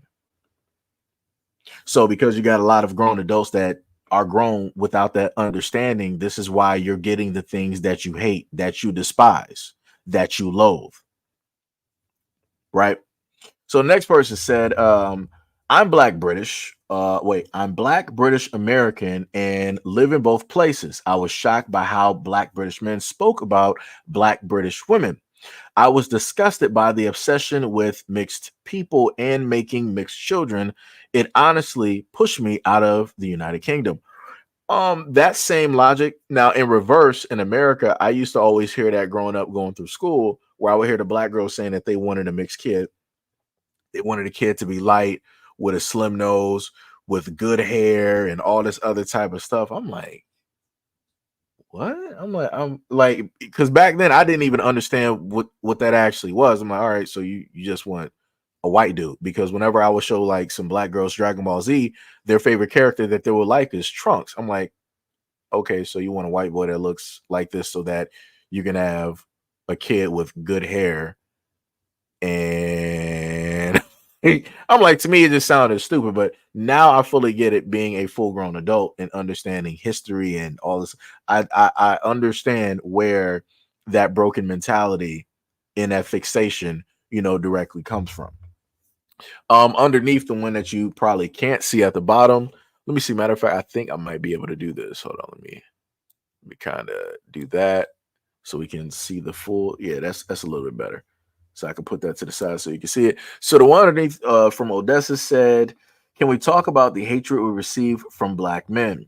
Every single nasty comment / assault I've experienced in the UK as a black woman has been at the hands of a black man. Why is this not a bigger conversation? This is why I wish whenever people say this, they will be specific.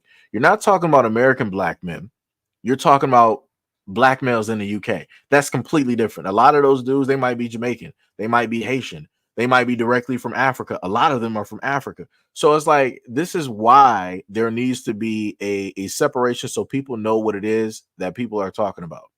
There's a difference of black American men versus black British men. There's a complete difference. Like I said, much love, respect to the black, populace directly out there in the UK, but there is a difference. Even black people in the UK will sit up there and tell you there's a difference, right? They can either go by language, they can go by culture, they can go by education or whatnot or whatever. Again, people will sit up there and tell you that there's a difference. And then on top of that, people from the UK don't even like Americans. So that's that's number one. That's number one. But again, like I said before, when people, if anybody were to look at her comment, they're going to automatically see like, oh, she's talking about black men. So it's like, oh, it is going to go into the stereotypes and all this other type of nonsensical stuff in an area that it doesn't need to go to. Right? Crazy. But again, like I said before, I'm not sure what areas these people are going directly into. I'm not sure who they're fixated on. I'm not sure what energy they are exactly bringing from out of themselves. Again, a lot of things are telling. A lot of people that you happen to attract are also reflective of you internally. If you are a broken individual and you have not fixed yourself mentally, you're going to get broken and unhealed and unfixed individuals that will be attracted directly to you. You're not going to attract healthy people. So if you're a black man that hate black women, that's all you're going to attract. You're going to attract, black women that are not good, that are not meant for you. If you are a black woman and you hate black men, you loathe black men, you don't like them, you're going to attract the bottom of the bottom. Like I said, and some of y'all that I see that be leaving comments and talking back and forth and all this type of stuff, I'm like, y'all older than me. I can tell. Y'all are a lot older than me. Some of y'all might be in your 40s, 50s, and 60s. And I'm like, y'all too old to be talking like that. There's too much history, too many books for y'all to be, talking, such hatred to like one another. Like I said, it's crazy. It's 100% crazy. And it's crazy that somebody younger than a lot of y'all has to be the one to sit up there and point out the amount of ignorance. Because then on top of that, a lot of y'all raising kids. And I don't even understand how y'all even got kids. If you got a mouth sitting up there hating either black men or black women, I don't even know. Hopefully your kids ain't black. That's the best that hopefully your kids ain't black, because that is something that does not need to get passed down, because you would be the worst teacher and the worst example of anybody black. Just to be real. So if that hurt anybody feelings in the chat, go fuck yourself. Just saying. So nextly, we got the woman that you were just able to hear, right, from the video, Miss London. She said, so many white male comics silent on this issue, even the ones I've slept with. Black lives really mattered to you then. How about now? And I'm like, it's cute that you're trying to make, a comedic thing directly about it, but it's nothing funny, because you basically told the world that you slept with all of these white men who supposedly are better and treated you better, but none of these dudes married you. What happened? And that's the main thing that I keep sitting up there bringing up. How do you say that another populace, another segment of the planet is better for you, but you don't seem to get married? You don't seem to settle down. You don't come through with the kids. You're not having a lavish princess wedding. You can always talk about getting wine and dine and going on these trips, and the dude took off your wig and he was sitting up there brushing it for you, but he ain't marry you though. He ain't put a ring on your finger though. You still out here dating though. Like what's up? Like I said, and nobody ever has a credible answer for that. The only excuse, oh, well, maybe she wasn't ready to settle down and, and all this other type of, I'm like, man, get that shit out my face. Like I said, you're not going to tell me that somebody's better and y'all ain't married. That's stupid. It makes, then don't say that they're better. Just to be real, just to be honest. Sorry to break it to you. Sorry to break it directly to you. But to put this to a better extent, I have a clip. Right? You said, Trigger said, well, no. What said, do you think that she wants to be married and have kids? She's a comic. That don't mean nothing. Usually whenever I hear divestors talking about being married, they are preferably talking about getting married to a white male, talking about a Caucasian male, because they will treat them better. They're better fathers. They're going to be there. They're going to provide. They're going to protect. They list all of the positive things. So in my mind, listening to a lot of and like I told y'all before, I went on a lot of these platforms. I've listened to countless black women regurgitate and say the exact same things about dating white men. And I'm like, that's the main common thing they always state. So in my mind, if you're stating all of these positive things, it's a no-brainer that you should automatically get married. As soon as you meet this guy that treats you this type of way, if the dude is taking off your wig and he's sitting up there brushing it, you should be basically proposing to him. You should be married. I'm just saying. Just saying. But better yet, I'm going to show y'all one of the guys that she dated, right? And this is from a clip from some show that they had on YouTube. It was called "Do You Prefer Girls or Guys?" Right? So we're just going to look at this clip real quick. I remember why we broke up. This one. Oh, well, this has been lovely. I first met London in a performers bar in the Edinburgh Fringe Festival. He had big curly hair when I met him, and I thought that was kind of cute. She's actually really sweet and gentle, more so than the TV persona might suggest. When he met me, I was more known than him in the comedy world. Did I get jealous when I saw London appearing on Mock the Week? Tiny bit. So I just want to put that out there. So you have a Caucasian man that's dating a black woman. They're both in comedy, but she appeared somewhere where he felt that in a sense he should be because of who he is. And he stated that he was jealous of her. Like I said, nobody wants to talk about that though. But I always hear conversations online on how black men are always jealous of black women being successful, out earning them, having better jobs, and all these accolades. That's the main thing that I've always heard. I've always heard the negative things. Black men are always jealous of black women, but you heard from the horse's mouth that he was jealous of the black woman that he was with, and they're both comedians. Let's continue. I kind of think Tommy was jealous. It ended because we'd been having too many arguments, from what I recall. Were we good together? Hold on. So she said he was a pretty good boyfriend. Why did we break up? He said from what he recalled, they broke up, or something that had to do with that was the fact that they have a lot of arguments. Again, now this is what I'm trying to figure out, right? If the guys of other races are the perfect guys, you shouldn't be having arguments. If these guys, now black women and black men argue, right? We know this, right? So then that means that if you go to another group of men that you have no commonality, no familiarity with, you shouldn't be arguing because everything is brand new. But even with the supposed preference in the perfect guy, from his own mouth, he said that there were a lot of arguments. And I wonder whose side that those arguments specifically came from. Just saying. Just saying. Oh, we must have been Were to we? be together for that period of time. 9 months. Do you remember? The problem is, I'm not always quick. I'm so hard on myself. Even when it comes to being a girlfriend. I mean, I can own it. I think I was terrible. But Tommy doesn't know. I changed my preferences on a well-known dating app to include both genders. Because it seemed like the thing to do if one is curious. Have you actually had actual bits done? Fumbling. I did. Did you get it done to you, or did you give it? I got it done.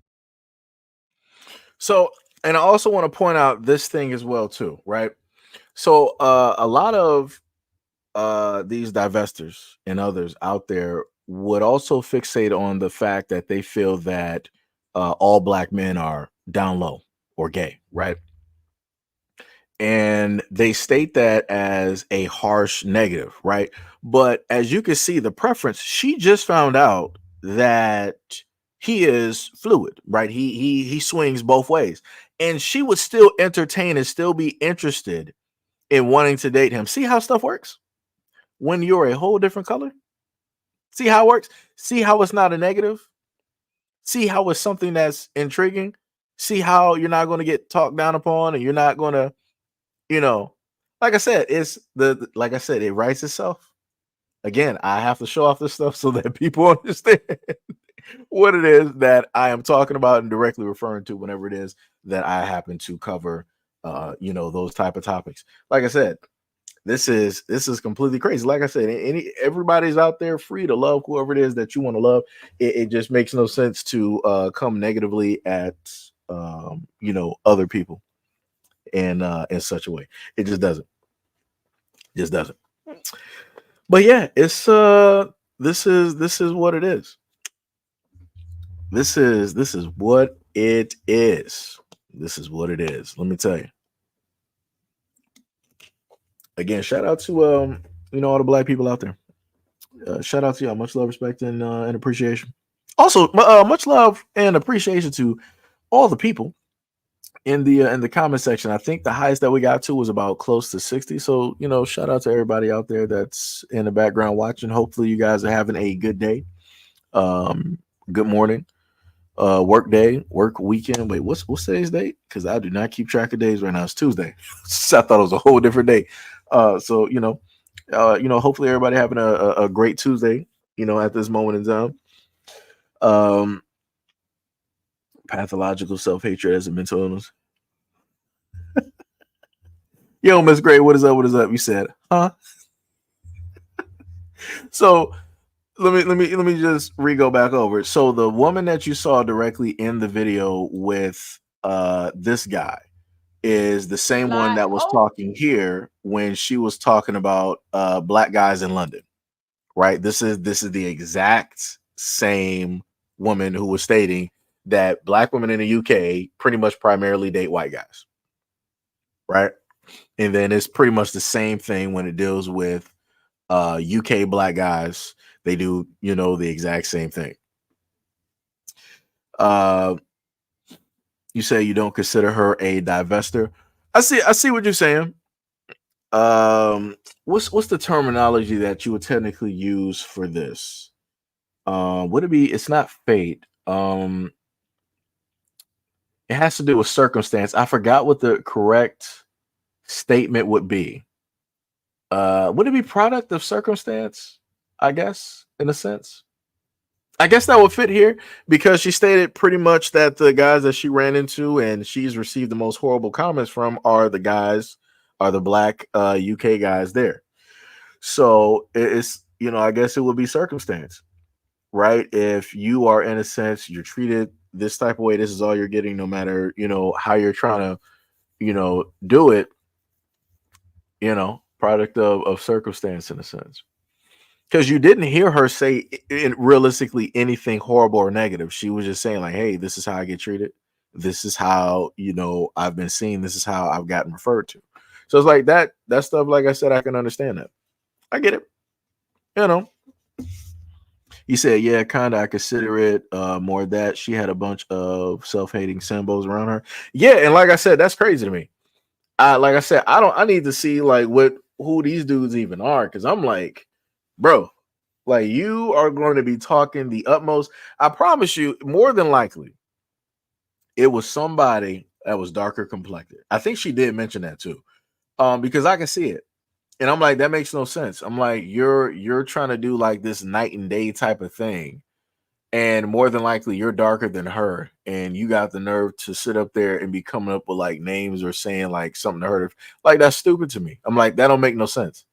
I'm like, that 1,000% makes no sense, because I can promise you that UK black man has some darker relatives, because more than likely he's from Africa. He has darker relatives that are more than likely darker than him. So I'm like I said, it's a lot of self-hatred out there. This is why I also said the thing that I said earlier when it dealt with people wanting to skin bleach, because you have too many people that are melanated that hate themselves. And it's crazy. Like, and the craziest part is, I'm like, if you are from Africa, how would you ever want to skin bleach? You literally, everybody in there pretty much looks like you. Everybody has the same skin complexion, consistency all the way through. Like, it does, like, for me, that baffles me. Like, if I ever took a trip to Africa, I would be ecstatic and happy. Because I'm like, yo, it's no matter where I look, as far as I can see, like, yo, I'm looking at like black people. I'm like, yo, this is beautiful. I'm like, yo, this is dope, right? And obviously, other people don't see it like that. And I'm like, yo, that's madness. Like, for me, like I said, I don't get it. I don't understand it. I don't get it. I don't know. Maybe it's just me. Maybe it's just me.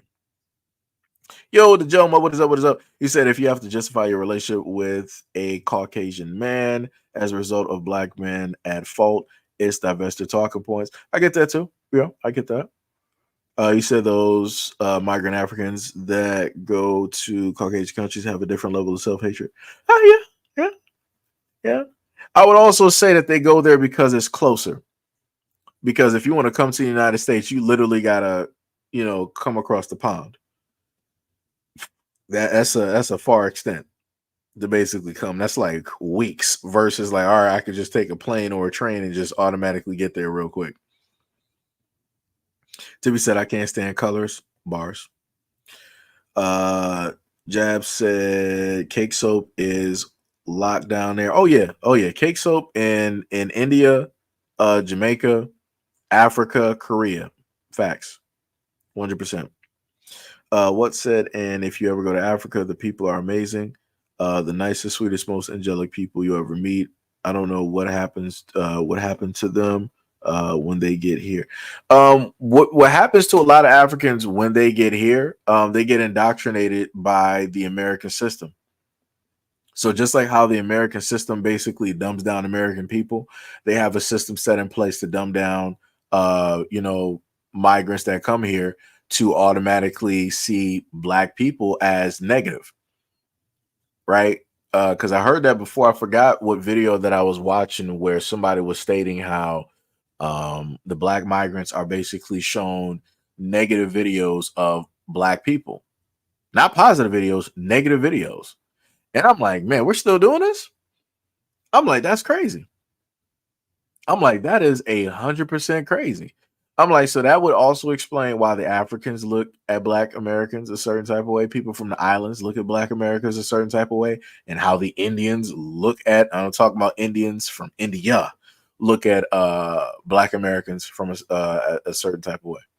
Like I said, I understand it because black people have been brainwashed here. America has a very great system of brainwashing people, and they use that same system to brainwash other people that come here. I get it. To perpetuate the same type of hate, discrimination, and to keep the system running. I get it. And like I said, for me, I don't 100% blame the people coming directly over here who automatically just hate us. I in a sense don't, because I understand how America is and how it's set up. But I will say they do take part of the blame, because you can be in a place where you can actually get to know and talk to black Americans to understand certain things. It's just the fact that a lot of people don't, want to, and they refuse to take the option to, which is sad. Because I feel like, if people were to actually get to know each other and work with one another, that it would be vastly beneficial. This would help, black Americans establish bases and, in other places and businesses and, and all this other type of stuff. But, it's tough out here. It is real tough. It's sad. It's getting sad now. Shout out to Dr. Umar. It's getting sad.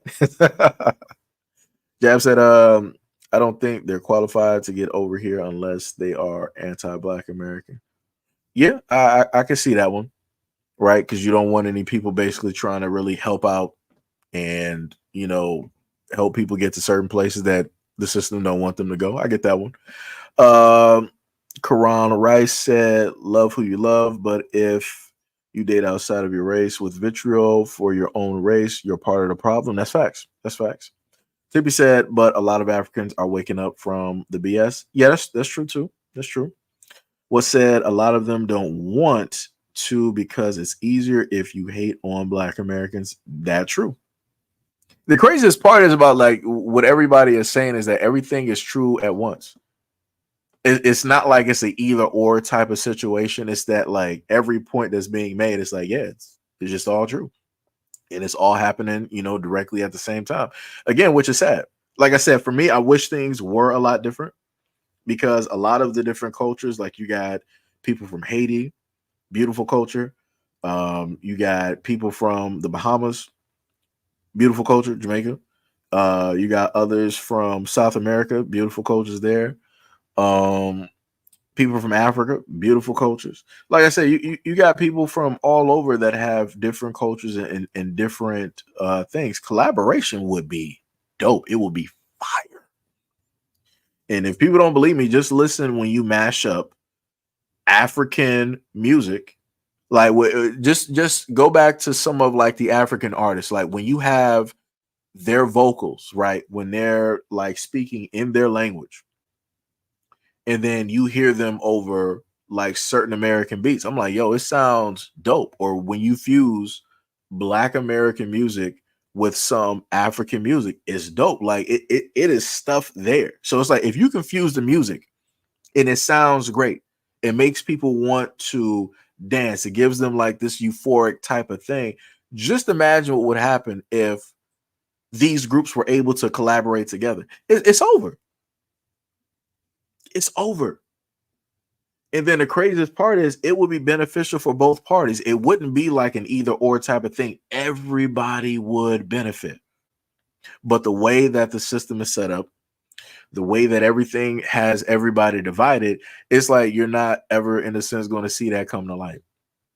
And again, that's sad because everybody has a lot to offer, from music, education, knowledge, history, cooking, artistry, tech, resource. Like there's it's crazy. It's like I said, I can see it, but it's hard to, in a sense, have that as, you know, a reality. It's tough. Jab said, how dumb would I look going to China and hating on Chinese people, even if someone showed me a couple of videos? Yeah. It's like it would make no sense. It's like I've seen a lot of videos where you got, you know, Africans saying like a lot of stuff, but I wouldn't go over to Africa just automatically hating Africa. Like that wouldn't make no sense. Like it for me, it just wouldn't make no sense. But it's crazy that in the reverse, because I'm pretty sure a lot of other Black Americans have experienced, you know, coming in close proximity with Africans, and it feels like there's something there that's unresolved, that there's some type of problem that we have, but it's like nobody knows what the problem is. Like it's crazy. And then the breakdown happens because I was in a car with somebody before, and it was like you felt that there was like some type of like tension or some type of like thing there. But it was like once I started talking directly to the person, it was like all of that energy was gone. And I'm like, I feel like that's what needs to happen in a lot of cases. Like conversations just need to be had. And I'm not even talking about serious conversations, just normal conversations. But it's hard to do it when both people feel the same way, but they don't know why, in a sense, they feel the same way. Right? Like I said, it's crazy. Like a lot of people have been indoctrinated to feel and believe a certain type of way, which realistically you shouldn't, because you didn't even get a chance to have the experience. But because something was thrown out there, is going to make sure to limit or make sure that experience never happens. Even if somebody does come in contact with you, you're gonna be like, nah, I'm okay, I'm good. Like I said, it's crazy. It's, you know, it's crazy how these things work. What's said, I actually think another generation Black Americans in some African countries could have some strong trade and cultural exchange. I'll tell you, this is how it would happen. The moment in time that Africa starts to get on its feet and they start to get away from the whole thing of Europe, and they really start to close ranks and they start to work internally, once they start doing that and working amongst like the different countries, and they start, you know, getting over like, I'm not saying that they're going to be able to get over everything, but if they can get over, you know, a lot of the major things, then they can work, you know, together. Then I feel at that moment that Black Americans can then be like, all right, we want to work with, you know, like Kenya, you know, Zimbabwe, Ethiopia. We want to work with, you know, Nigeria, right? And all these other type of places. I feel like that's how it would happen. But I feel like it would happen quicker if Black Americans were more on their feet and less divided, along with the Africans being on their feet and less divided. And then that would further happen a lot faster if you could have the same thing happen for the islands as well too. Like I said, the amount of things that would transpire would be crazy. I could see it. Like I could see the tech. I could see the cultural exchange of like even just clothes and mute. Like it would be great, and it would be a symbiotic relationship. Like I said, it would be like Venom. We are Venom. That's exactly how that would be, where you would have that symbiotic relationship where both are, in a sense, feeding off of each other equally. It's an equal exchange. It's possible to have that happen. It's just a shame that you can, in a sense, feel as though you would get that equal exchange if you work with other groups versus working, in a sense, with your own or people that look like you, which is crazy. Right? Because other people have more to actually gain from us working with them than, the reverse. Jab said the only problem, it seems like Black Americans were the only ones fighting for civil rights, trying to accept other people like Pan-Africanism, but it's never been reciprocated, and we've been trying. Yeah, yeah. Black Americans are the most united because we are not tribal like that. I mean, that's true. That's true. We got our little bit of dysfunction and things that we need to clear up. But the moment in time that it's literally like realistically, it's like it's two things, and it's more so internal. It's two steps, right? So it will be like the self-hatred or the internalized hatred, because whatever you feel internally is outwardly how you're going to, give it to other people. And then that same thing is going to be returned. So it's going to be a never ending cycle. So it's the moment in time that you can basically kill off those two things, and you have Black people able to look at, each other as like, yo, you're just like me. It's like, yo, I love myself, so I love you. The moment in time that Black people can do that, you're going to see a whole different side of Black America. You're going to see stuff that you've never seen before, or that you haven't seen in a very long time. Like all the stuff that people talked about before, where it's like, hey, why don't we build up our own cities and stuff like that? All you need realistically to fix a lot of stuff, Black people start loving themselves and loving each other. That's going to fix a lot of issues. Love is the main thing that's missing out of the equation. Like we always talk about money, the finances, financial education, and all this other type of, we talk about all of that, but we always leave out love, because it's something that we lack. It's something that we still can't grasp or find within ourselves. And because we can't find it in ourselves, we can't find it within other people or see it, within other people. So this is why we got bad relationships with a lot of our families. We can't, come together for family reunions. We can't seem to love our children correctly. We can't seem to love our significant others correctly. Right? Like I said, the moment in time that you fix that, that is going to solve that. That's one of the hugest hurdles that people don't mention whenever we had these conversations. And that's why I would always try to bring it up in a lot of topics. I would always try to talk about love, and I would give the examples of, just me working through stuff and trying to, fix stuff one day at a time to try to be on a better road. So, hopefully that whole internal thing will, give outwardly to, other people, so that it will be reflective and, reciprocated. Like I said, it's a lot of internal work that needs to be done, because the moment in time that Black people love themselves, we're not going to be doing drugs. Not saying that you're not going to have people that's, still dipping and diving and being drug addicts. That's on them. But the overall majority is not. The overall majority is not going to try to seep their sorrows and all their unfixed issues directly into alcohol, or, fixated on, sexualizing every single thing. Is going to be more so an internal happiness that you can continuously feed directly off of, because that's going to be infinite. I'm telling you, I'm telling you from experience, the moment in time that you find happiness within yourself, that is, it's like you have like a mini sun directly within yourself. That's just giving you unlimited energy freely. It's like free energy. Shout out to Nikola Tesla.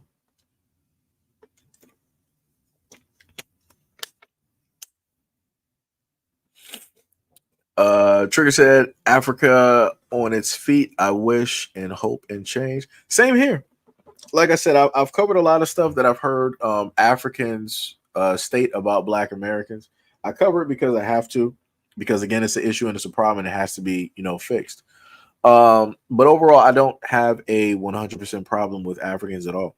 Like I watch the conflicts and the different things that take place and happen, and I hope and I wish them the best. I want them to be, where it is that they should be. And I'm going to tell people pretty soon. I'm not sure if it's going to be within our timeline, but there's going to be a certain point in time where Africa is going to do the same thing that China did. This is why I'm trying to let people know now.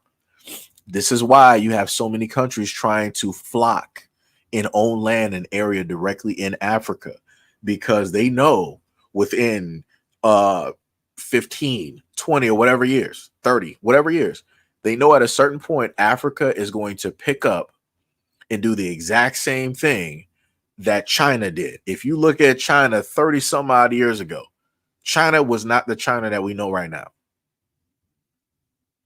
They stated, now I'm going to keep reiterating this. There was some guy, I'm not sure if it was like the president or another representative of China. He said by the time 2030, or about somewhere in between 2030 to 2035, he said that China should be at the point where they are automatically number one when it deals with tech. That the whole world is going to be looking at China when it deals with technology and technological advances.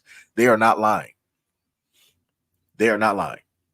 If you research and look at all the things that China is, in a sense, working on and doing, they are not lying. America is far behind, and it is not even funny. It is not even a joke. So this is why, again, I sit up there and tell y'all, it's like we're focused on the wrong things. Everybody's focused on the election, Trump this, Kamala this, all this other type of stuff. And yes, I do talk about it because it's a topic. It's the thing that everybody seems to care about. But realistically, technological advancements, like it's going to be crazy out here. People don't even understand how fast AI is moving. They don't understand how fast robotics is moving. They don't understand. And it's sad. There's going to be a lot of people that's going to be left out in the dark when the technology fully kicks off to where it's going to be.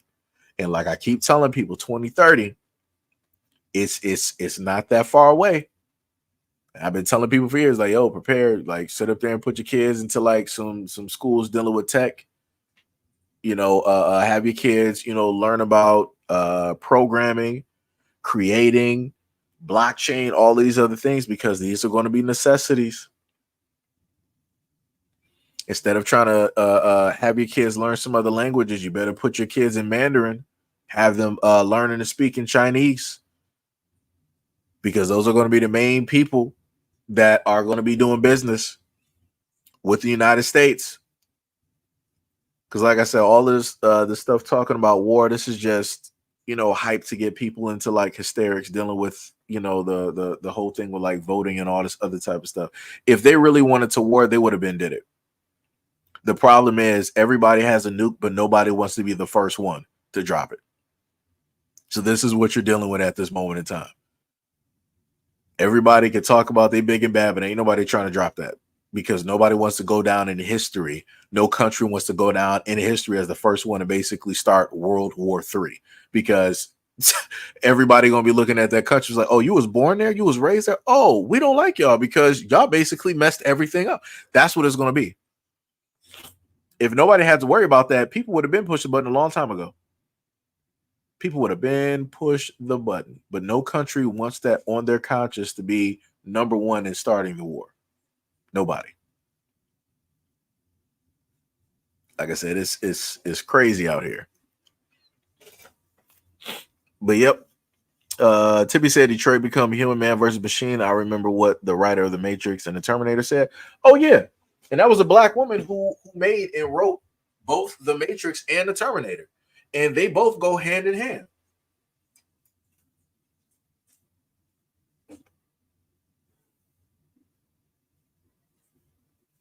Like, it's crazy how that works.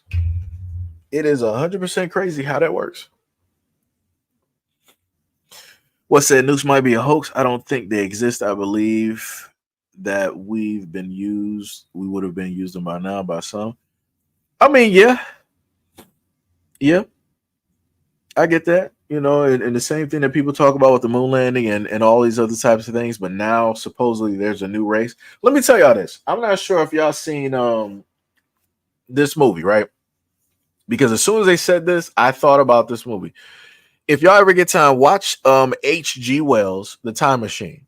It's one of the more recent ones. I think it was made like in the 2000s. There's going to be a specific scene in the movie, and I'm just going to tell you ahead of time. Spoiler alert! You should have been seeing it. It was 20 years old.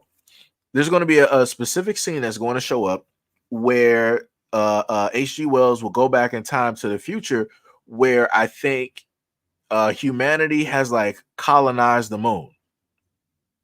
And somehow, some way, it was a big celebration and all this other type of stuff. But some time went by, and I'm not sure specifically what they did. I'm not sure if they drilled or they did something stupid.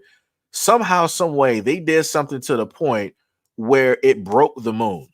It broke it to the point where the largest parts in the shards started raining down directly on the planet, and then it basically almost wiped out humanity. Pretty much, it sent humanity into like a nuclear winter because it was messing up the atmosphere and all this other type of stuff. So again, the planet didn't have a moon or whatnot or whatever.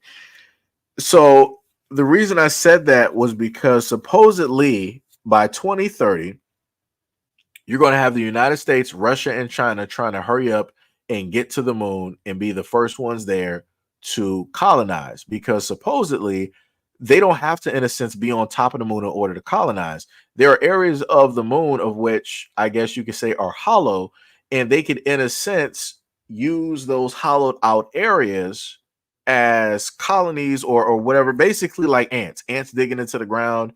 You basically know the ant hill is there, but you don't really see the army of ants because they're deep underground, right? So as soon as I heard that, I'm like, oh, they're going to mess up. If they do, quote unquote, go to the moon, they're going to mess it up. Just like they've always messed it up. It doesn't matter what humanity touches. Humanity always touches stuff they're not supposed to touch, and somehow, some way, everything messes up, or something always dies, or it's both. And I feel like the same thing is going to happen here. Somebody's going to do something stupid. It is bound to happen. It is bound to happen. Karan Rice said, "Good movie." Yeah. I love that movie. I love that movie. Tippy said, "Yeah, she didn't say adopt and fall in line." Said or adopt and fall in line. I'm lost. What said I actually saw the older Time Machine, the one from the 60s. See, I never seen that one. I might let me see if I can actually, I might try to search for that one online or maybe on Amazon or something like that. What said, oops, I broke the moon. Yeah. To be said, they're not going to the moon. What said they're already up there? You know what? I wouldn't be too, you know what? There's so many things going on with that. Like I said, there's a lot of stuff that I have, read about and heard about. Like, have anybody, and this is going into conspiracy theory land, anybody ever heard of the map on the moon? Just trying to see if anybody heard of that. If you haven't heard of it, I might be saying it incorrectly. But basically, what's been stated is that there is an area on the moon that when you look at it and you actually trace it out, it's a map of Earth.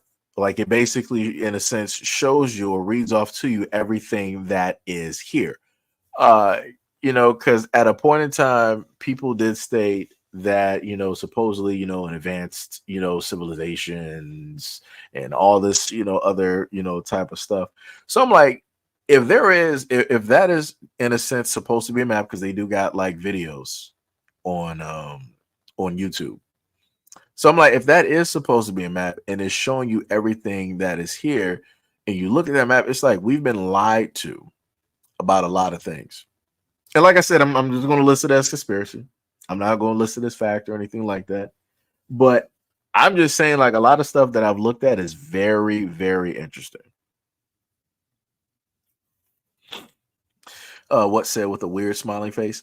It's not that it's close to like the same area. I think I might have showed you guys the map before. I got like a lot of different maps. I got like different maps. You got some from like I think it was like 15th century and all these other, type of maps and whatnot. Like I said, some crazy stuff. It's very interesting though. Like I said before, it is very, very interesting. Very interesting. Crow said early this year, NASA scientists were trying to figure out how time flows on the moon. And the funny part is that doesn't even make any sense because they're the same people that went to the moon, but then they're also the same people, NASA, who said that they forgot how to get to the moon. And I think I showed that off in a live stream like 3 years ago. And I was baffled. I'm like, how are you the smartest people? Y'all got some of the smartest people on the planet, but you lost the telemetry? You lost how to get to the moon. Do you do that? Like, that's beyond losing your car keys. And I'm like, and these are supposed to be the wizards of the planet? Come on, son. This is crazy. But yet again, you also got to think about it. How is it possible that we know more about, let's say like the sun, Nibiru? We know more about the fact that we live in a binary solar system. Binary solar system basically means that we have two stars. There's another star outside of like the Kuiper belt, which is basically the outer of our, solar system. And we know more about Venus, Mars, Mercury, Jupiter, the failed sun, Saturn, Neptune, Uranus, Pluto, which technically ain't a planet no more because it's like, well, your moon is bigger than you, so we're not going to consider you, a planet. Like, we know more about all of these planets and their moons versus the face of the oceans. Like, we still don't know what's in all of our oceans, but we know everything about space. Like I said, somebody got to make it make sense. We got all of this technology, but we don't know our planet fully. That's crazy to me. That's very odd. Like, if we don't know what's in our seas, I'm just gonna be real with y'all. If scientists can't tell you everything that is in the sea, deep down in the darkest reaches, in the darkest parts, how are they fully telling you about the damn planet? I'm just being real. Like, somebody got to question something, because I'm like, that's a little bit weird to me. I'm like, y'all finding like different lands every single day. Scientists, it wasn't that long ago, I think I did a video and told you on a live stream that scientists were like, yeah, we have another ocean underneath our ocean, and it's larger than the oceans that we have, and it's within the Earth's crust. So if we have two oceans, that means that more than likely there's other life directly down there as well. Like I said, I don't know. I'm not trying to go into like the whole like journey to the center of the earth type thing, but I'm just saying like they're saying stuff without saying stuff. But it's just the fact that a lot of people don't want to, look into stuff because they feel that it's going to break the reality of which they live in or their understanding. I'm like, people should just be, ready to, in a sense, look into and read about different things. Because like I said before, the world is supposedly ever changing. Knowledge and information is forever changing. The universe is forever changing. So that would also mean if we're staying consistent, the planet is forever changing as well too. The mantles move. Certain places are not going to be where it is. We supposedly had Super Pangea at one moment in time, and then from Super Pangea, everything broke apart, and we got this. Like, case in point, in Antarctica, we have pyramids. Because at one point in time, Antarctica was warm. Because it, like I said, they got fossils and all that stuff down there, but it's whatever.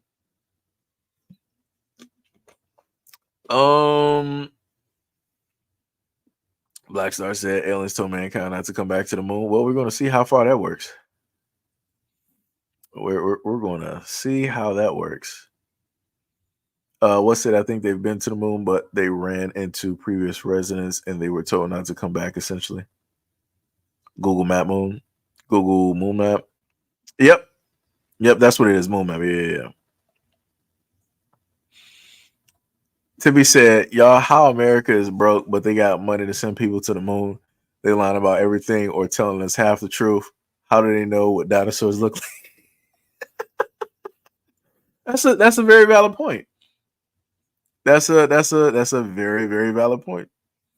Jab said the Earth is 70% water that hasn't been explored. How they looking to explore outer space? Yeah, that's what I'm saying. Like it don't make sense. Like it makes zero sense. And it's like everybody else pretty much just eats it up. It's just like, oh yeah, everything that the scientists and the smartest people tell us about the planet, like yeah, it's real, it's true, it's true, it's true. How do we know? I'm just being real. I'm like, how do we know if everything is forever changing? We got volcanoes being formed right now that are coming from the ocean, new islands that are going to soon enough appear. Like we don't know 100% of anything about this planet because it's consistently always moving. So like I said, I don't know. And like I said, I still got problems with looking at a lot of the pyramids where they got giant steps. And I'm like, yeah, I'm like, even somebody that's like Shaq's height is not properly stepping on that step. Like that, those steps are too damn big. I'm like, who the hell were those steps for? Just saying. Just saying, shout out to the Book of Enoch. Just saying. DC Precise said, got the target. What's that? Yeah, that's crazy. I've heard we only know about 2% of what's going on in the oceans. Yeah, we do. Like, dude, I saw there was a video on YouTube and there was some type of pipe that was underwater or whatever scientists were doing. And there was some type of species of floating something that looked like a giant blanket. I'm like, what the hell is that? I'm like, how does that work? Like, does it just like entrap whatever it wants like into like the blanket and then it just eats it like the blob or something? I'm like, yo, there was stuff down there I've never seen. It looked like a whole nother world, like a whole nother planet. I'm like, yo, I never in my life want to go down there. Like I just don't. Like the moment in time, I'll tell you this, the moment in time that you could watch videos, right? And you could see whales. I'm talking about like giant blue whales or whatnot or whatever. And they have giant sucker marks. Giant sucker marks on those whales. You know that there are larger things down there. Do you know how large you have to be to try to wrap yourself around a whale? Like I keep trying to tell people, like, yo, it is not a game out here. Like there are things down here that we just don't know or have any understanding directly about. Like I said, there's a lot of things I just don't want to see. Because, like I said, you got a lot of large creatures down there, like a lot of whales. So it's like if you think about predators, what eats whales? Like, of course, they could die from old age and different things, but what would also eat them? What would actually hunt them? And it's like when you look at certain whales and you look at the battle scars that they have, that stuff is not from sharks. It's not from shark attacks or anything like that. That is from something very large that has tentacles. And they've shown you, in a sense, quote unquote, some giant squid. They were large, but they weren't giant because they were still young. And they caught them when they were still young. Like how back in the days we used to have very large alligators. Alligators only can die pretty much from like old age. The same thing with sharks. Like a lot of animals out here, if humanity leaves them alone, they will outlive us. Like I said, we had some tortoises that were alive back from like when Darwin existed or whatever it was. Like I said, I don't know. I feel like I'm just talking at this point. I done moved away from every topic that we have talked about or every video that we had highlighted here. And I'm just talking at this point. What said, yep, that's wild. That's where the sea monsters live. LOL. Half kidding.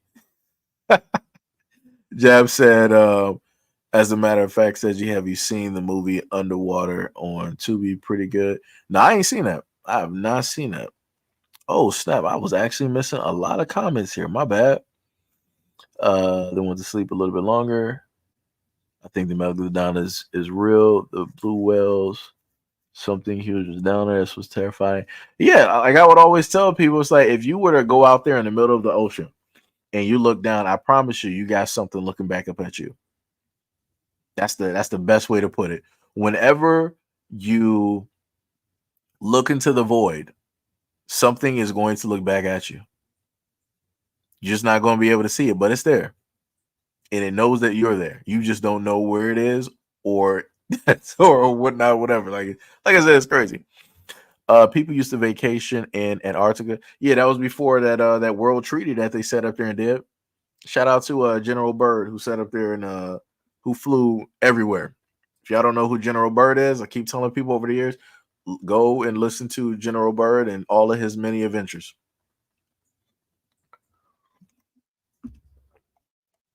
Because, like I said before, there has to be a reason why all the nations are like, yeah, we're going to converge here. We're not going to war and all this. And I think, if I remember correctly, I think I told y'all about something that they have called the Ark. And the Ark is supposedly where they house a lot of the seeds. Like, let's say if the world needed to be like repopulated vegetation wise, all of the seeds from variety of plants across the planet are there. So that's another thing too. He said that they found Bigfoot. They found a lot of stuff. Crow said a crocodile is a dinosaur, a snake is a dinosaur, lizards are dinosaurs. They got some birds that are dinosaurs too. Like what was it, the one that I like so much? I think it's like the shoebill. I like that bird. I just like the way it looks. What's that? I definitely think they're giants and megalodons and all that deep in the oceans. Oh yeah. Jab said European pseudoscience nonsense. What said Bigfoot is interesting, especially the ones that have UFO sightings involved. Yeah. What said those deep fish, those deep water fish that glow in the dark in the alien? Those are actually pretty dope. And a funny thing about those luminescent fish, I think was it the luminescent, or I think about the camouflage. I think it's the clownfish that's camouflage. Certain marine life and animals have melanin within them that allows them to do what it is that they do. And I was like, that's actually pretty cool. Because I always like chameleons. Like, chameleons are pretty dope. They can pretty much change to like any color if they want to. If they sit there and long enough, the melanin will basically transform directly into. I'm like, that is dope. That is dope. Timmy said people say that mermaids and mermen are real. Okay, what? I don't have powers. I did see a river in the ocean. That's crazy. Those, you will hear more stories about that from people on the islands or people on the coast of like Africa. I think, is it on the east or the west? I forgot. I think it's the east or the west, in certain other areas too, because people got videos where they're out there in the ocean and it sounds like something is singing or it's making a certain type of tune. I'm like, yeah, we ain't trying to see that. We ain't trying to see that. I'm like, you dead. I'm like, yeah. I read about them in mythology. I'm like, yeah, that's not what you're trying to see. It's going to be curtains there. What said? Can't wait till we get a drone camera to the ocean, under the ocean. What the hell do those things look like? Nightmares. I'm pretty sure anything that's in the dark looks like a nightmare. I went to Mammoth Cave in Kentucky, and a lot of stuff there, because it's dark and they reside in darkness, they're clear. So you can see like the internal organs. Fish are clear, insects are clear, different types of things. It'll look pretty scary. Like, they have one underwater fish where part of the head is actually clear, where it has like a set of eyes in the top of his skull, along with the normal eyes that it had. Like, it's weird. You would have to like look it up. I don't know how you would type it in. Like, would it be like a clear head fish? However you type it up, you'll probably see it. You'll probably see it and you'll probably find it. DC said there was also a video that you showed before where they saw that protective bubble that They couldn't get through that Antarctica. Oh yeah. I know what you're talking about. I know exactly what you're talking about, giant squids, giant squids. The whales will probably find giant. Yeah, if we believe in mermaids. Does he have a YouTube channel? You talking about General Bird? Not that dude is gone. That dude is long gone. But no, but you can listen to. I showed y'all that before, Tippy. It was a few years ago. It was back during I think Call of Duty Vanguard was out or whatnot.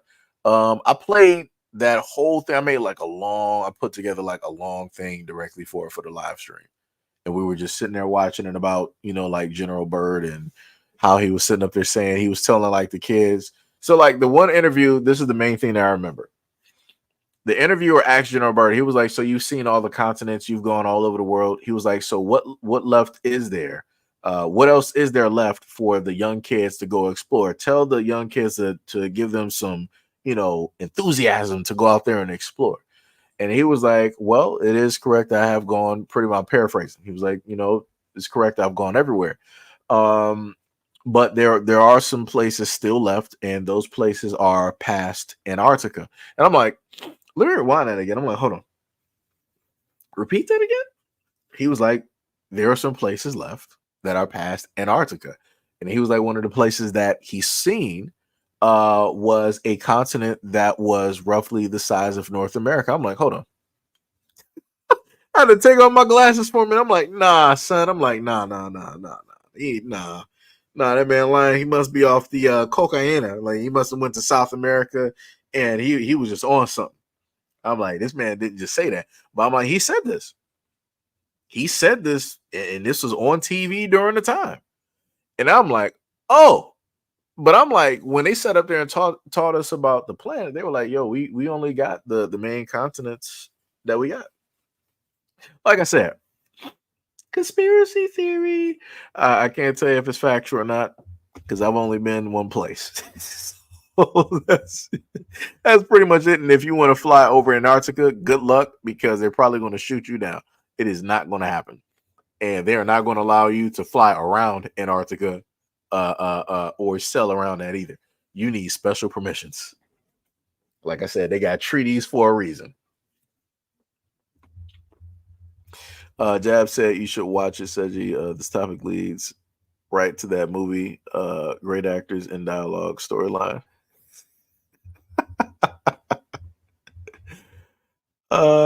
Birds are definitely dinosaurs. Michael said they have marijuana seeds in the depository also. I believe, yeah. Iguanas, chameleons are dope. Sirens, yep. There's a popular chameleon running for president. Shots fired. Mythology is myths, right? Well, I'll put it to you like this. People said conspiracy theories are just theories. There's no truth directly to anything that is a conspiracy. But we are starting to see that conspiracy theorists were right about a lot of things that they were saying when it dealt with like the government and all this other type of stuff. But like I said before, hey, it's only a matter of time. It's a matter of time. You said there's a tsunami hitting Japan. Oh, let me see something real quick.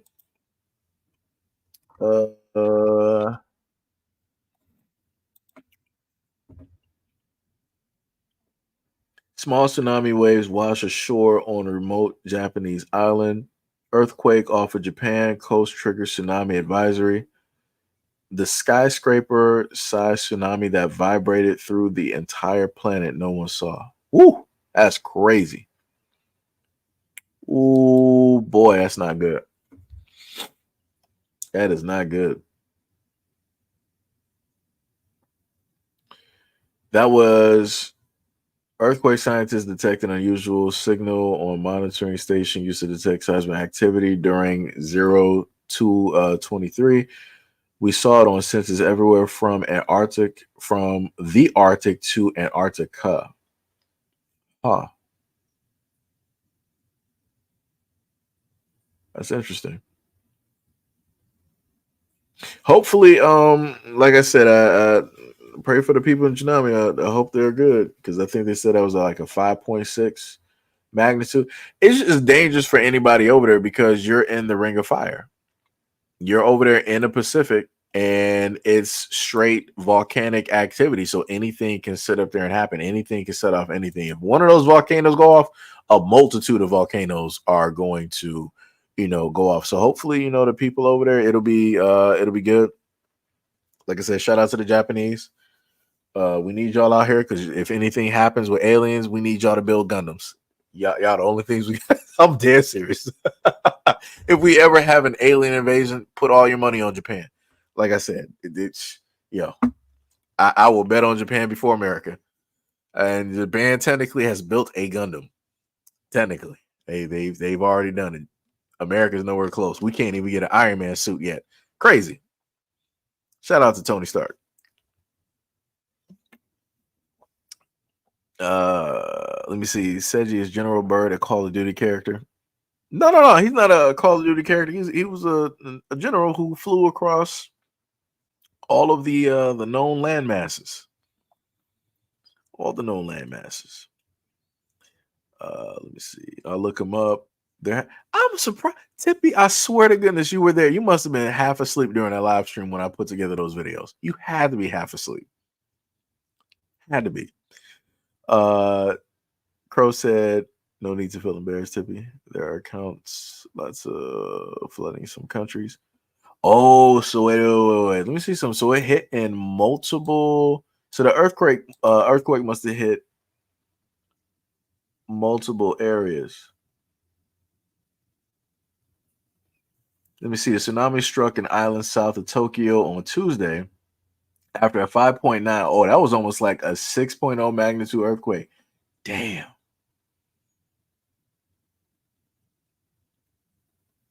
Oh, that's crazy. And then Greenland has something too. Huge landslide in Greenland triggered a mega tsunami that caused Earth to vibrate for 9 days. I didn't even hear about that. A colossal rock slide that triggered a mega tsunami caused the Earth to hum for days. An event scientists say is directly linked to climate. Of course, they're going to sit up and say that, but it's like that one main part is crazy. And that happened 11 days ago. And I know 11 days ago, people during that time frame, you had the whole thing going on with Diddy. You had the whole thing going on with Trump. So you had a lot of things going on where they weren't going to put stuff like that in the media.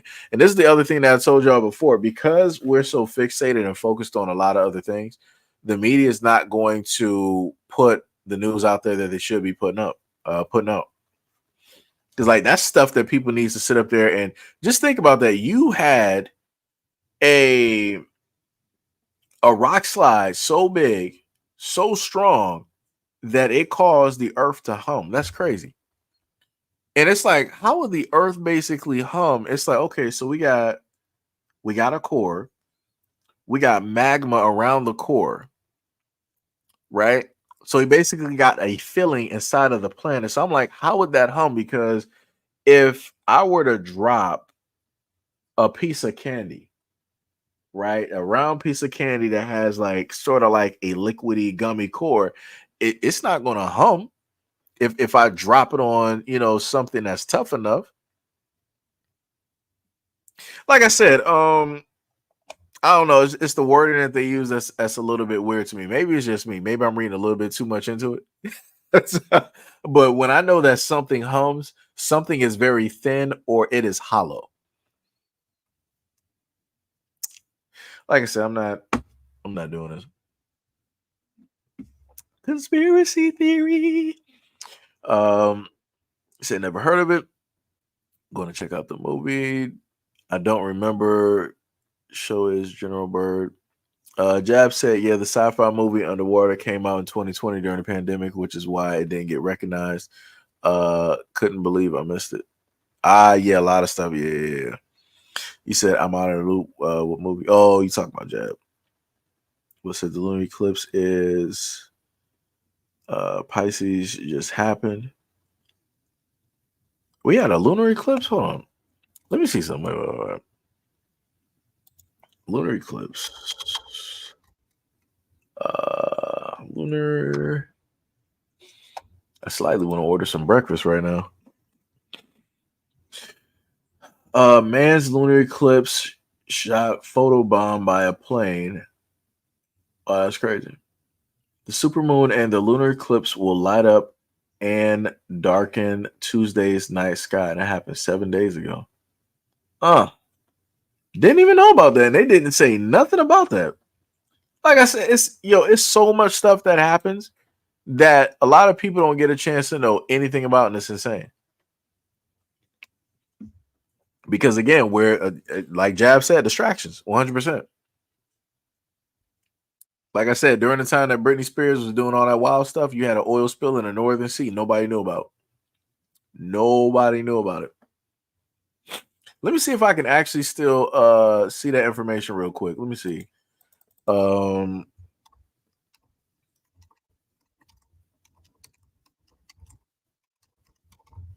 forgot how long ago that was too.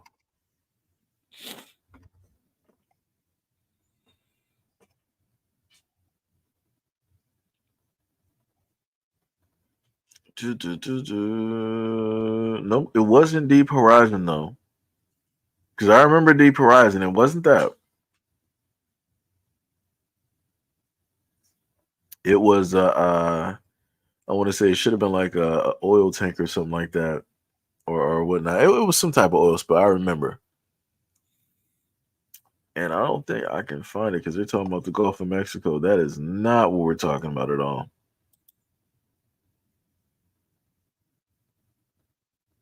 Burning oil tanker in the Red Sea is towed to safety. Historic oil spill averted as Houthi strikes continues threatening Israel. So you would have had another oil spill there. Huh.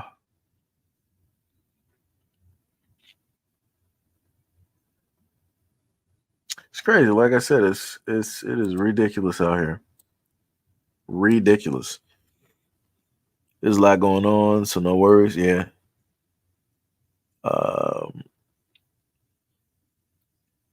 This puffy stuff is a good distraction. Just all the all the salacious. Yeah. Yep.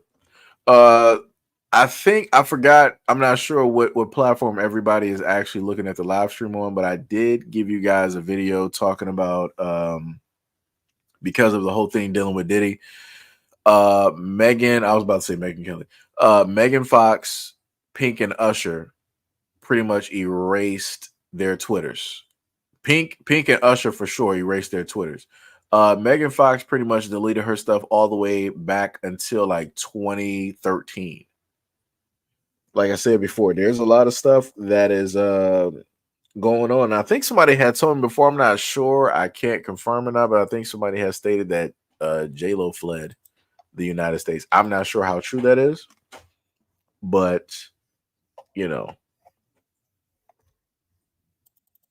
we will see what's going to let's see. Jennifer Lopez.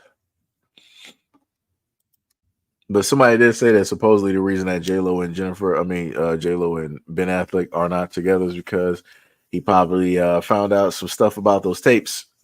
And more than likely, she is on those tapes. More than likely, just like a lot of other celebrities. Like I said, it's just like what's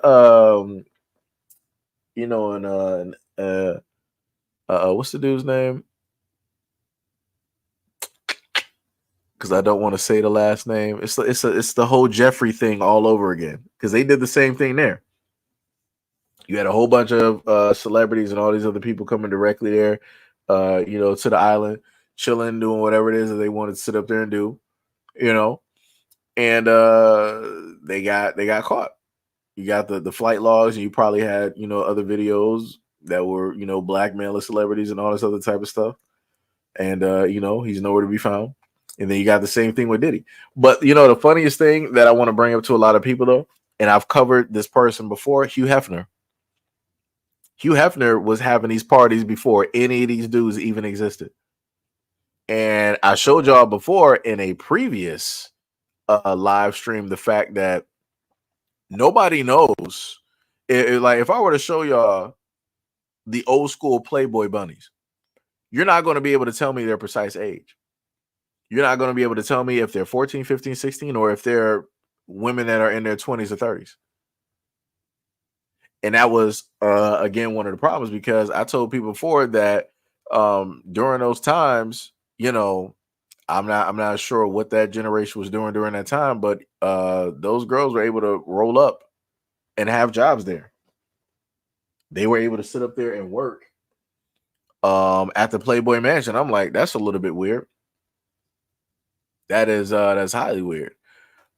Even in one of the things where people wanted to talk about Cosby, people were talking about there was like a 15-year-old or something like that at the Playboy. I'm like, how did you get there? I'm like, how would you a teenage anything at that mansion? Like, where were your parents at? Like I said, there's a lot of questionable things directly out here. But everybody ain't trying to go everywhere. So it's like, since Hugh Hefner is no longer here, it's like nobody wants to bring that up. But I'm like, no, that needs to get brought up too. Because I promise you, that dude has celebrities running through rooms. I remember the old videos that they used to have online where they were talking about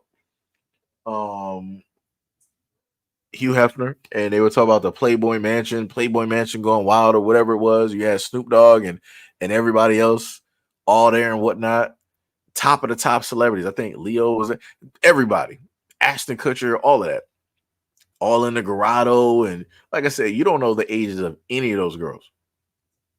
Any of those girls. You don't know if any trafficking, drugs and alcohol was there, but you don't know if any trafficking was going on there at all. But nobody wants to talk about it though. Everybody talks about the Diddy and all this other type of stuff, but let's also talk about the originals, guys. Let's talk about those originals. Just saying. Just to be real. Shout out to all 29 people that's here at this moment in time. And to my cat that's sitting up there beyond in the background. You said I heard Usher fled too, but who knows? You have to wait. Yeah, lots of rumors and hoaxes, yeah. Mahoko, what is up? What's up? Said, yeah, apparently they're trying to hit him with the Mann Act. Ooh. Yeah, these are black celebrities, so they're going to really, yeah. Like I said, if people did what they did, it is what it is. But it's crazy to have just the whole face of it be black. I'm like, this was never the case. And this is what I told people, before. You got black dudes out here trying to play the same game as white folks, and it's like you can't do that. They invented the game. They invented it for themselves. You cannot do the same thing that they are sitting up here doing. Like, you're not going to outsmart them. You are not going to win at their game that they specifically made for themselves to win. It was not meant for you to sit up there and do. It's stupid. And if you try to do it, you automatically got caught up in a trap. Stupid. Like it says, it's 100% stupid. Hefner was the original government sanctioned Jeffrey. Yep. My uncle said, sounds like a lot of these celebs are deleting the stuff probably to avoid being involved, but I'm pretty they can delete whatever they want to. I gave y'all that video on SEIJIHITO, the second coming, where I think it's about like a minute or maybe close to 2 minutes worth of pictures of celebrities that were at Diddy's like white parties. Yeah, everybody up there. Everybody. And you heard a lot of celebrities was like, ain't no party like a Diddy party. I wonder why. If you ain't say that you left in like 30 minutes, we know you was doing some stuff. We know you was doing some stuff. Like I said, Diddy had all that baby oil. It's crazy. It's crazy. Facts on the Playboy Bunnies. If you look at the girls from the 70s, they look quite young. Quite young is an understatement. You need Chris. I don't know. You needed a 1960s or a 70s Chris Hansen during that time to be going through that Playboy Mansion. Let me tell you, because especially during those times, it was normal for a 15-year-old girl to be with a 20-something-year-old guy. Case in point, Happy Days. If you remember Happy Days, Fonzie was a fully grown adult in high school. That dude failed so many times. And he's sitting up there pulling 14 and 15-year-olds and leaving with them. For me, when I was growing up, I thought that was normal. Like, hey, Fonzie, hey, you know, that's the guy. And then when you sit up there and realize, I'm like, yo, he was really a grown man in high school pulling teenagers. I'm like, hold on. I'm like, y'all allowed this on TV? I'm like, bruh. I'm like, ooh, when you, oh man, it's crazy. Like I said, I loved Happy Days. Now I got to look at the show completely different. I'm like, wow, y'all perpetuated this to be a normalcy? Ooh, America, what were y'all doing? What were y'all doing? That's crazy. And then on top of that, to put that to a further point, go back and look up some pictures of Justin Bieber when he was 16. And you'll sit up there and see grown women sitting up there kissing on Justin Bieber. You'll see Katy Perry touching on Justin Bieber's butt. And when you look at that video, read her lips and see what it is that she is stating while she's hugging him, and she got her hand directly on her butt, on his butt. Like I said, it's a lot of stuff that they do out in the open to let you know. They will tell you. But it's like a lot of people wasn't paying attention. And this is why we'll cover a lot of those stories talking about dudes in the entertainment industry, like what was his name? D-Ray, a comedian who talked about how he was taken advantage of by his mom's 30-something-year-old friends. Adrian Broner, who was a boxer, who was talking about how he was taken advantage of when he was 13 or 14 years old. And there's other men directly out there. But like I said, people, and I've done some videos before where you got dudes out here talking about like, man, those they just weak. They don't even know what it really is. It's like, this, that, and the third. I'm like, if you got kids out here that's not even really focused on that, it's like you got to understand. It's like, yo, they're not focused on nothing. They're just trying to be kids. They're not even focused on girls their own age. They're focused on like video games, going out with their boys, just like hanging. Might be even be like working out, doing sports, all this other type of stuff. And you're trying to sit up here and say that these kids should be like entertained and happy that this is happening. It's like, nah, that's going to terrify like a lot of like young boys because they don't, specific like. It's just, man, it's bad. It's bad.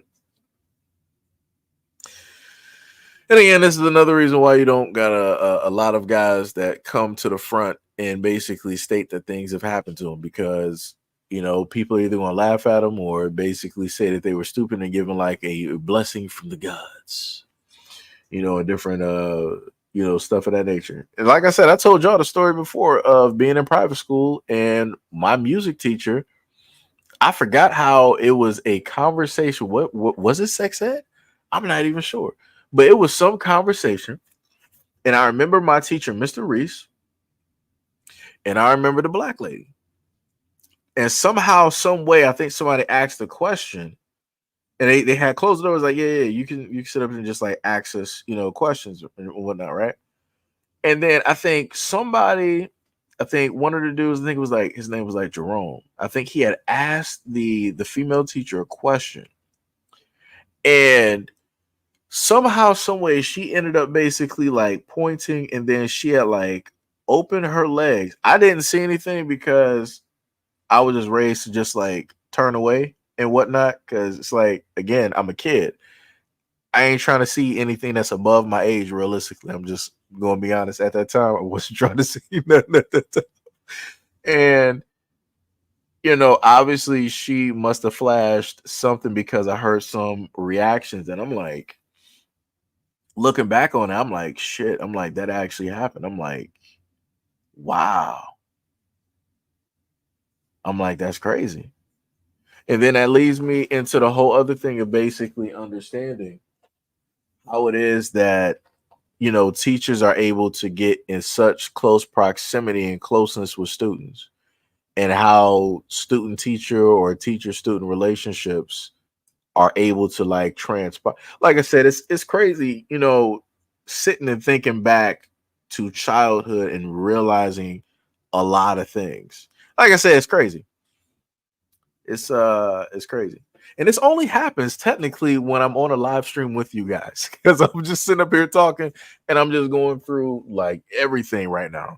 It's like everything is memory wise, everything is fluid, and it's like I could just kind of, see everything. Is crazy. Oh yeah. Same with Bow Wow. Oh yeah. Bow Wow had a lot of women. Like, yo, I can't let me tell you, during that era, I can't tell you how many grown women I heard talking about, like, oh, I wish I could get my hands on Bow Wow. I'm like, huh? I'm like, ma'am, how old are you? And I heard grown women talking about Chris Brown like that too. And I showed y'all pictures of Diggy from Rev Run's son, Diggy, and how grown women were on his IG talking about, oh, how old is he? Is he still in high school? I can't wait until he get. I'm like, if a grown man, matter of fact, let me just put that back. If a grown black man were to have said anything close to what those women have stated that I showed off to you guys, they would have been locked up. The CIA, the FBI, the X-Men, the Power Rangers, the Avengers, everybody would have been called down on those men, and their information would have been out there to the world. But when you got women out here openly stating these things about young boys, nobody says nothing. I'm like, wow. I'm like, that is wild. Like I said, when I see women say these things, my jaw hits the floor because I'm like, women are the main ones talking about, like, yo, women are the primary victims. It only happens to them, and yada yada yada. People need to always sit up there and talk to these young boys, and people need to talk to these men about, stop trying to turn these girls into victims. But I'm like, we got grown women sitting up here doing this to young boys. How many female teachers I done set up there and showed y'all on both platforms of all different races and ethnicities and religions? But I'm like, ain't nobody talking about women need to get together and talk to. I'm like, it's the double standards out here is so crazy. And this is why I be sitting up here telling y'all, it's like, yo, protect the kids out here. I be dead serious. Because I done heard the stories about even like if you look at Lil Wayne, they were sitting up there saying supposedly Lil Wayne back when he was like 14 or 15, he was forced to have relations with a older woman. Birdman basically first, allegedly, Birdman had him have relations with an older woman. I'm like, that's crazy. I'm like, that's like, yo. And like I said, and this is why you got a lot of dudes out here that see women as objects, because a lot of things have transpired and in a sense happened, have taken place. Oh yeah. In the video, yeah, Bieber did say I feel like I was violated. Yeah. And there's another video out there where I think Justin Bieber stated that he wanted to try to protect Billie Eilish from the entertainment industry because of what he went through. And in some of his songs, you can hear him, in a sense, speaking about it, but not really. It's more so in the emotions that he's given through, like the song. And it's like, some stuff happened. He went through, he saw some stuff. Like I said, I think in one of the videos that I showed y'all before, he had like 48 or 72 hours with Diddy. Diddy was giving him like a nice Porsche or a Ferrari or whatever it is as like a gift. Like I said before, usually I put it to you like this. Usually whenever you see like women on social media talking about like they just got like a car for free or they got like nice gifts for men, they had to do something in order to get that stuff. In order for a woman to just randomly get 50K, she had to work for that 50K. In order for a woman to get a brand new car, just like free and a dude just paid for it, she had to do something in order to get that car. So, like I said, that's the way I sit up there and put it. Everything requires something that has to be in exchange. Has to be in exchange. Oh, I see my connection is looking a little bit iffy on the live stream after talking about this stuff. Maybe I'm talking a little bit too much because I'm like, every time I start talking about certain things, the reception starts looking a little bit iffy. You gotta be kidding me. Tippy said, plus grown men thinking that it's not a big deal when teachers, yeah. What said, I realized that we really need to do something about all of them. Yeah. He said, and we have to realize that they can literally be anybody, men, women, black, white, Asian. The problem is that they are in charge and they protect each other. Yeah, they're within the system. Like I said, I gave y'all a video, a story about 3 years ago where a judge allowed a known Pred to run rampant 3 times. The dude was caught 3 times, and the judge let him off 3 times. I'm like, if that doesn't let you know that the system is broken and that they don't care about the kids, I don't know what else to sit up there and tell you. Because that's crazy. I'm like, you get caught in the act and they still release you? Ooh, that judge needs to be, I think, what's the terminology? Disbarred? He needs to be just strip away the license. Strip away everything. Tippy said they do say at Seiji they don't go to jail because it's not physical.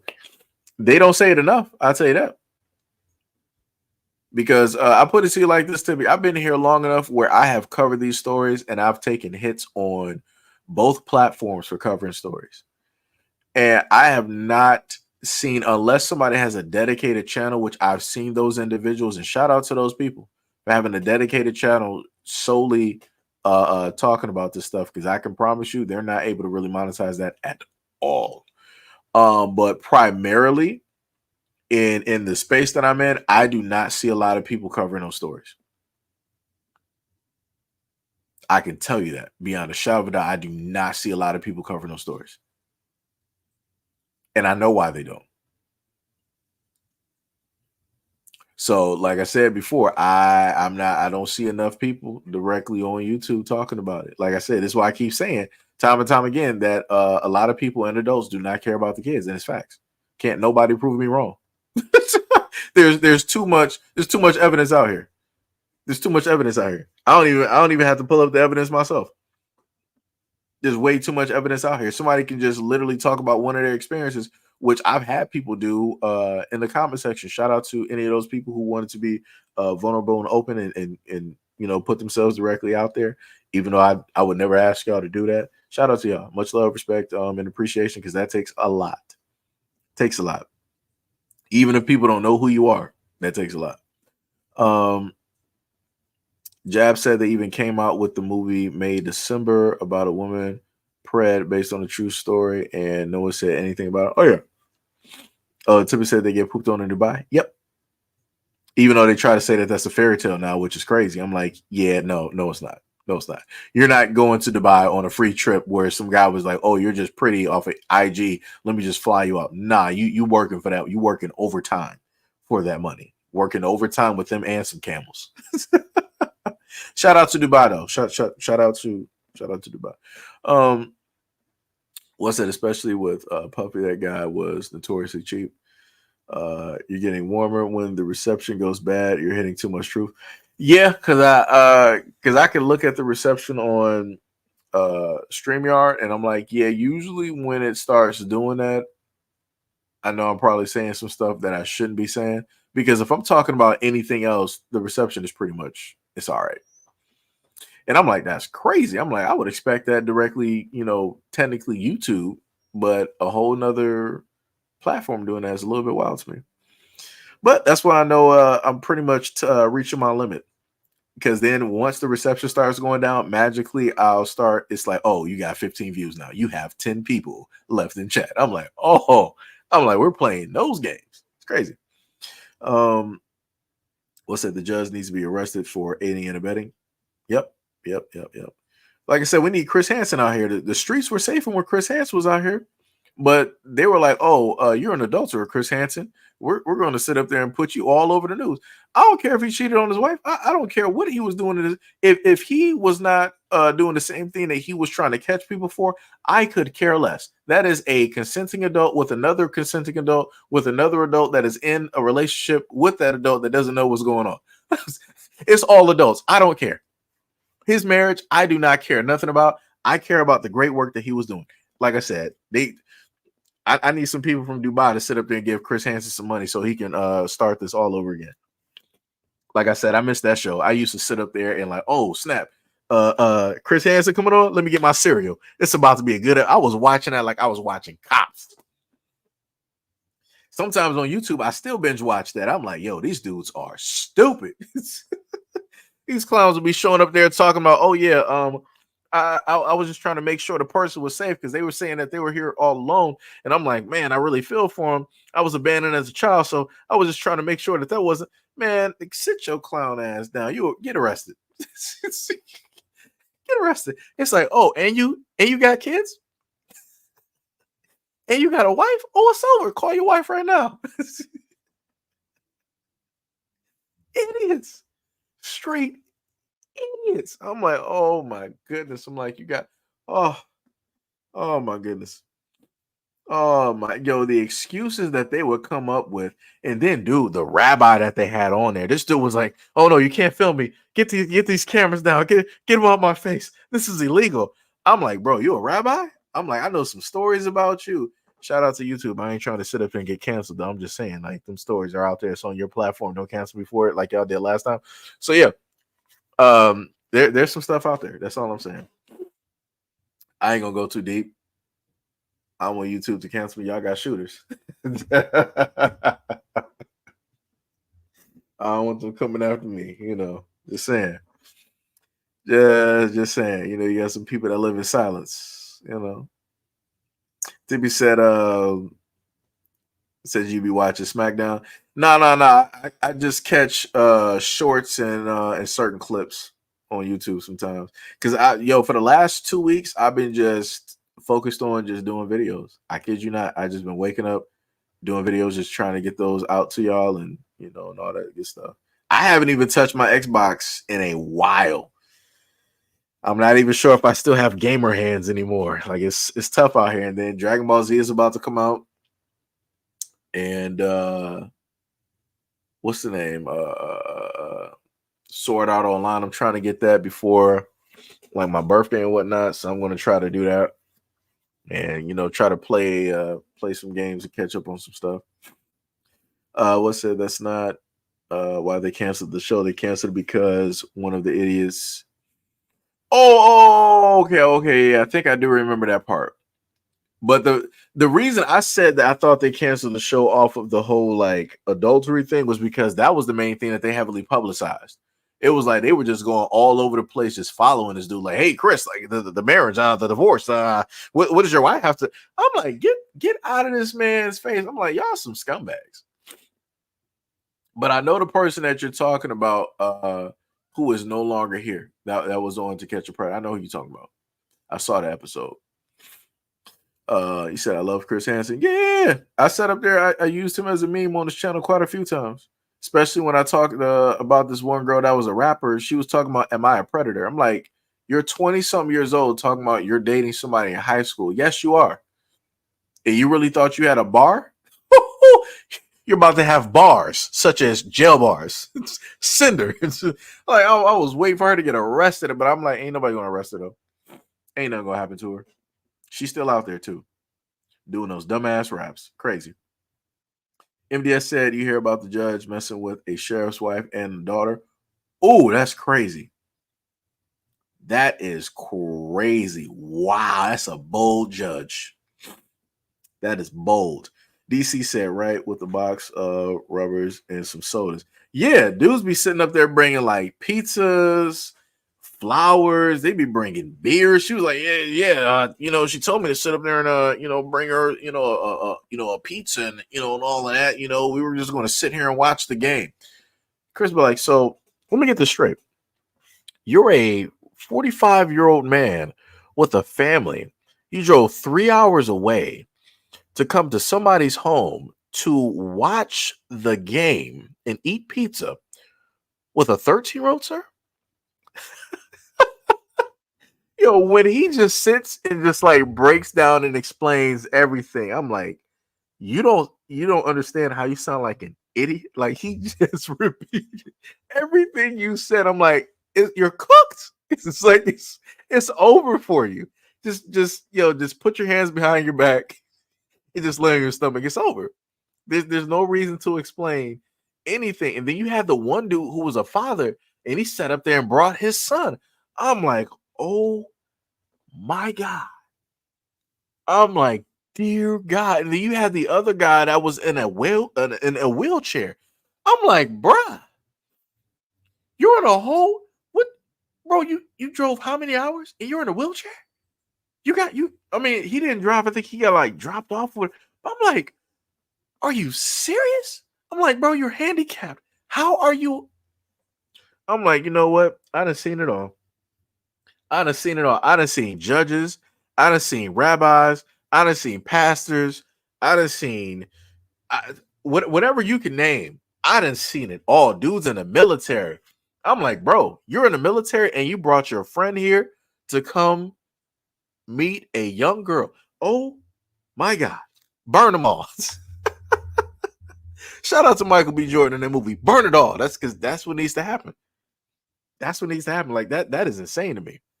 That is crazy. I'm like, oh my God. It's crazy. You said I love when those cameras came out. Pure comedy. Oh yeah. Oh yeah. Oh yeah. You said Tippy said certain clips of who? I forgot her name. You know who I'm talking about. Her nickname is Mommy. She was with Dom. You know who I'm talking about. I think it's like Rhea Ripley. Is it Rhea Ripley? I think it is, or whatnot, whatever. Yeah. It was her and like a few other like wrestlers and whatnot. She up there with like Uso right now. Yeet. You know. My uncle said Jeffrey Stacy, aka Mickey Mouse, was the worst one on Chris Hansen. Oh yeah. Tippy said that's disgusting. Why do you bread females want boys? They're disgusting. Yeah, I tell you, it'd be crazy out here. DC said only once or twice did the guys not go in the house and tried to bail on the mission and then got tackled in the bushes. Yeah. Yep. Like I said, I'm happy when all of them get caught. I was mad when the one dude got caught and then Chris Hansen set him up again and he caught the dude at a McDonald's. He was like, I've never in all of my years of doing Catch a Predator have ever seen this. Like, Chris Hansen was baffled. He's like, bro, we caught you and they let you go. And then we set up again and then we run into you a second time. He's like, are you serious? Chris Hansen was outdone. Like, that dude was just, I ain't never seen Chris Hansen like that baffled before. I was like, oh man, you know that's something. You know you gotta be a certain type of stupid to baffle Chris Hansen after doing this for all those years. And then on top of that, if people remember, a lot of these people that they were catching, they were in Connecticut. I want people to realize that. They were catching a lot of these dudes coming to Connecticut and in Connecticut. They were always in Fairfax County. I don't know what it is with Fairfax County and all of these dudes just like coming there or being there. That is insane. There needs to be an audit. I don't know what you would call it, an audit or something. Some research needs to be done on why are there so many of those types of people in Connecticut. That's crazy. I thought you just had to worry about like the Satanists in like the churches and stuff and witchcraft. Nah, you got to worry about them. That's the top of the top priority right there. Crazy. You said, and then he pulls out the transcripts. It's yo, and when he says like some of their names, he was like, so your name is Big Daddy Johnson, 1986.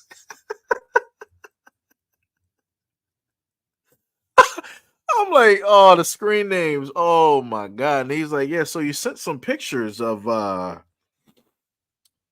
some new pictures to a 13-year-old, sir? He was like, let me see those. Those aren't me. Sir, is this not your face on the next screenshot? He's like, really? I was like, I might have pressed those by mistake. What? The other crazy one where you had this dude, I think was he married with kids or was he in a gay relationship? I forgot whatever it was, but it was a heavyset dude came to a house to see a boy, and I'm like, this dude was, and I'm like, what are you doing? And then you tried to sit up there and just like skate off and make it seem like it wasn't what it really was. He told me he was 18. Bro, no, they got the transcripts. They got you red-handed. Don't say that you don't remember. That's always the excuse. Oh, I don't remember. They told me a different age. Somebody else was on my phone at the time. It was like it was a party. I was drunk texting. The excuses that people come up with is insane. The craziest part is I don't think I remember on any episodes of To Catch a Predator if they ever caught a woman, which is the weirdest part. So I'm like, if they can't catch women that way, then where would they specifically catch them? Schools is one thing, because I didn't cover the stories on that. And those teachers would literally take the students back to their homes of which they're married, and their kids also sleep as well. Madness, total madness. And then also get pregnant by said student. Insane. Mary Kate Letourneau, insane. Jab said the people who let him go sympathize with them because sick minds think alike. That's facts. DC is just up here rolling. What said so? Baby oil lover 69. You said.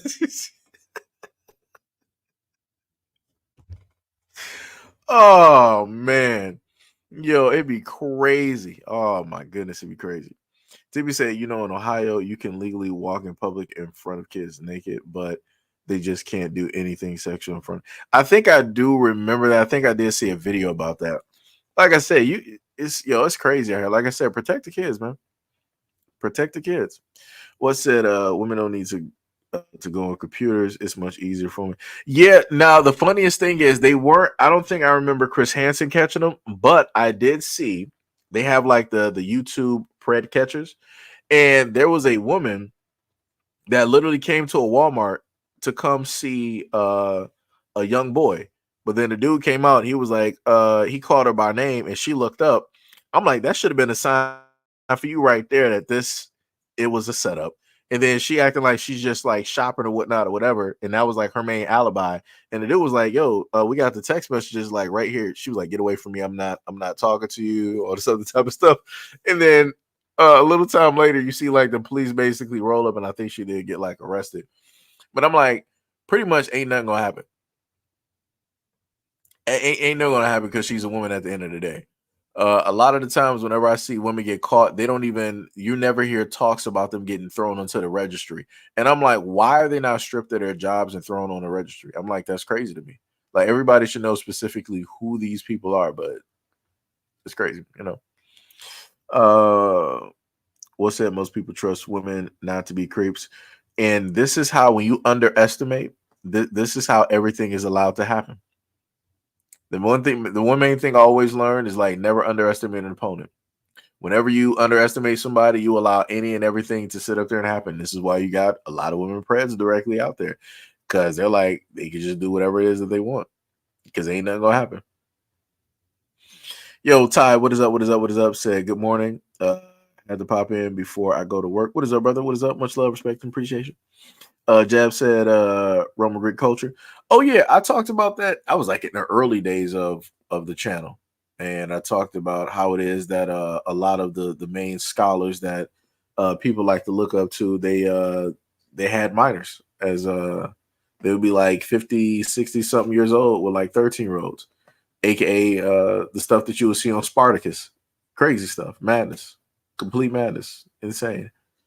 But like I said, people like to carry certain cultures into the future. Tippy said women take part in the trafficking as well. Oh yeah.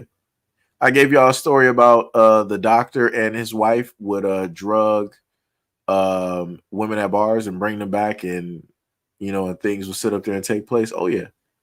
I gave y'all stories like that. Like I said, people overlook the fact that a lot of women are a part of these things. And it's a lot easier for women to pull other women and girls directly into the stuff. Case in point, Chloe from Smallville. Chloe and Lana Lang were a part of this cult, and they were part of this group that also trafficked as well. Lana Lang walked away unscathed, while Chloe is serving prison time along with some of the other people. And that was like a huge story back then too. I was shocked. I'm like, yo, that's Chloe Sullivan from like Smallville. I'm like, she was out here really She was living a villain life. I'm like, that's crazy. Like she was really out here. What's that? Another thing I've learned: never think that you can't be conned. No matter how smart you are, you can always be conned or grifted. Yeah, that's true. Yo, what is up, Ali? What is up? What is up? How does this mom know what ass smells like? I mean, well, technically, Ali is back in what video was that? You're what is that back? I think that's probably like you're back about like a good hour. Ooh, that's not even an hour ago. We've been going for like 3 hours right now. Shit, didn't even realize. I just been sitting up here talking to y'all, just enjoying conversation. Um, I'm not even sure if Ali will be able to hear me. It's going to be like a delayed reaction. So Ali, if you make it this far, which is 2 hours from where you are, a mom would know what ass smells like if you have a teenage boy. It like I said, it just happens like that. If your son is basically coming home and they were just like doing some training or playing basketball, yeah, you're gonna be smelling to the high heavens. But supposedly that kid didn't take a shower in like 19 days, so it's like, yeah, it's gonna be smelling like butt. It's gonna be there. It's gonna be crazy. Jab said Elaine Maxwell. Yep.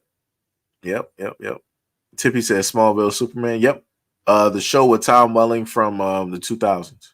They used to be playing on WB. Well, WB / the CW. And then after that, you would have Supernatural. DC Precise said that was at the beginning. Yep. Ty said, Seiji, when you're gonna play a horror game for Tippy? I'm not sure. I know I plan on getting Sword Art Online and Dragon Ball Z this month because I plan on actually getting some games for my birthday. I'll be doing that. I'm trying to figure out if I might try to play those on like a stream or not or something. I'll figure it out though. Figure out what I'll probably do with that. But yep, that is going to be the plan. Scary games, I'm not sure. Not sure. Ty said, "Wow." Wait, what you mean? Wow. Wait, what did I say wrong? Tippy said, "When is your b-day?" I don't know, Tippy. I normally don't even sit up there and like technically mention it, but the only reason I mention it is because games are coming out this month. It's a lot of games this month that I'm mad. I'm like, yo, they are really pushing a lot of games this month. Even Undisputed is coming out. Undisputed is a boxing game. I haven't had a boxing game since Fight Night Round 3, which was a great boxing game. And I'm like, I'll probably get Undisputed. I'll probably get it. Ty said, I have plenty you can play. Of course, Ty. Of course, you got a lot of games there. This man got a plethora. He got a whole library. A lot of y'all played more games than me. I think even Ava, I'm not even sure if she's in the live stream at the moment. She might be asleep or whatever, but that's another person that was here. Tippy said, when is Blade coming out? I don't know when that game is coming out. That's probably like 20. Everything is pretty much anything major is 2025. Like I said before, I do plan on the first Grand Theft Auto I will ever have in my life will be this Grand Theft Auto. That is going to be the biggest game this side of the century. This is going to be the biggest game. I don't care what nobody says. Literally, a great portion of the population of this planet is going to be playing Grand Theft Auto. I have to be there. This is like a once in a lifetime experience. I just have to be there. And I'm not even a Grand Theft Auto person. I missed out on every Grand Theft Auto. I kid you not. Never played one. Tippy said fudge. That is not how Tippy cusses. Let me just let y'all know. Tippy does not say fudge. Oh shit, that is hilarious. And I'm sitting up there like, remember, I'm like Tippy's voice. I'm like, yeah, Tippy don't say fudge. I'm like, where did that come from? Oh man. Let me see. What's that? The last game I played was Saints Row 4. I stay away from games these days. No need to relapse. LOL. Man, no. Gaming is trust me, I'm a gamer through and through. Gaming is fun.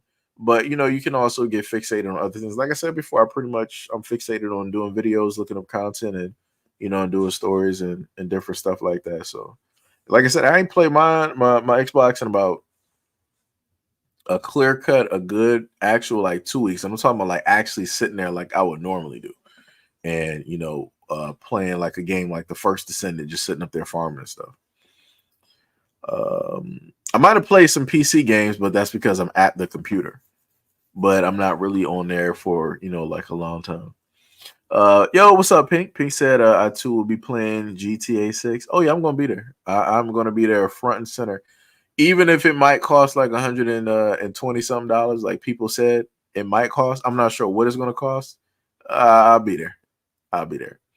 I'll make a way. If there's a will, there's a way. Goku. Shout out to Dragon Ball Z, which I will be having. You said I liked all of them except the last one or the one that came out in 2013. I got you. Tippy said, can you stream it? What, you never played GTA? Yeah, I never played GTA 5. I never played no Grand Theft Autos. None at all. So GTA 6 will be officially my first GTA. The games I used to play was Driver. Like I was a huge, Driver fan. I was just about cars. And then that transformed into playing Need for Speed. Like Need for Speed, Carbon, Need for Speed, Most Wanted, all of that. Like especially during the era of Fast and the Furious. Oh, it was over. You couldn't tell me nothing. Need for Speed, Most Wanted. I think we had a Most Wanted 2. Need for Speed Underground 1 and 2. It was curtains. I was on more Underground while everybody else was on Midnight. What was it, like Midnight Run or Midnight something? I forgot the name of the game.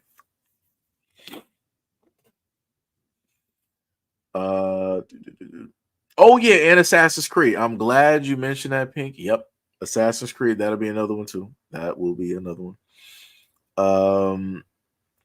What's that? Gaming is fun, too fun for me. I'll be playing all day and let my responsibilities go by the wayside. Hey, it be like that, man. It happens like that. You just got a game in moderation. Game in moderation. You can just like set like a clock. You'll be like, all right, I give myself like 2 to 3 hours to play the game. You set the clock for 2 to 3 hours, and then once that clock goes off, it's like you gotta let reality set back in, and just do that. Now, if you're working from home, that's completely different. That's that's completely different.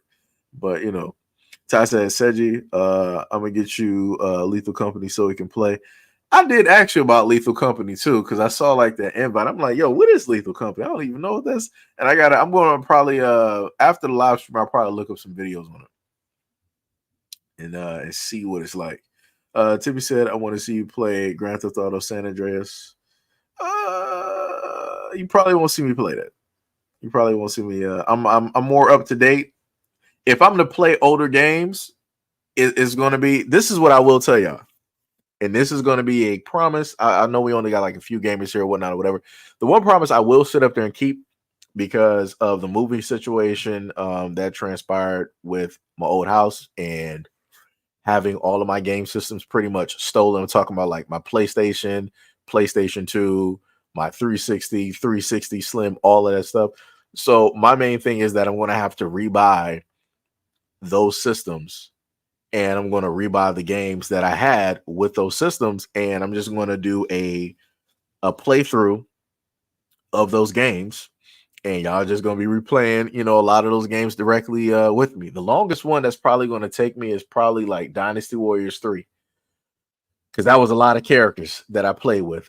The many hours that I spent leveling up characters and having to actually finally take down Lubu. Dear God, if you don't know what that is like, you are soon enough going to learn. Let me tell you. If you never played Dynasty Warriors, you will. You will. That's what it was. Midnight Club. Thank you. Because I could not remember. Oh my God, I just remembered. I used to play Def Jam Vendetta the many hours. Shout out to GameStop going retro, because they're going to have a lot of my money. There's going to be a lot of games that I got to sit up there and buy. Genkido was a game I don't think I'll be able to get. I might have to order that from like Japan or something. The Bouncer, that's going to be another game that's probably going to be hard to find as well. There's going to be so many games. I'm so pissed. The amount of pissed I am. Uh, you said what? Like, I like ninja games where you sneak around and jump on rooftops. We got some of those on Xbox. That was on Game Pass. I played that with not Tippy, not Ty. I forgot the brother's name. Oh my goodness, not K5. I forgot his name. Usually he shows up here too. Ty said I have the bouncer. Yeah, that was a game that I was supposed to get a while ago. I was supposed to get that like I'm talking about like eons ago. What's that? I like Vice City.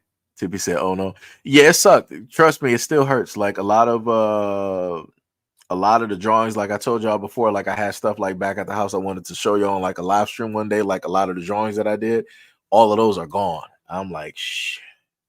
Whoo, woo. And like I try not to focus on it because it hurts. I'm like, I lost all of that, like the poems that I made, the drawings, all of my systems, all of like the memory, like it was so many memories, man. I had my controller graveyard. I wanted to show off to y'all too of like all of my old PlayStation and PlayStation control 2 controllers over the years and whatnot. It's heartbreaking. Let me tell you. I try not to focus on it. Def Jam Vendetta was fun, yeah. Yep. Twisted Metal franchise. I had that. It was so many games. I had so many games.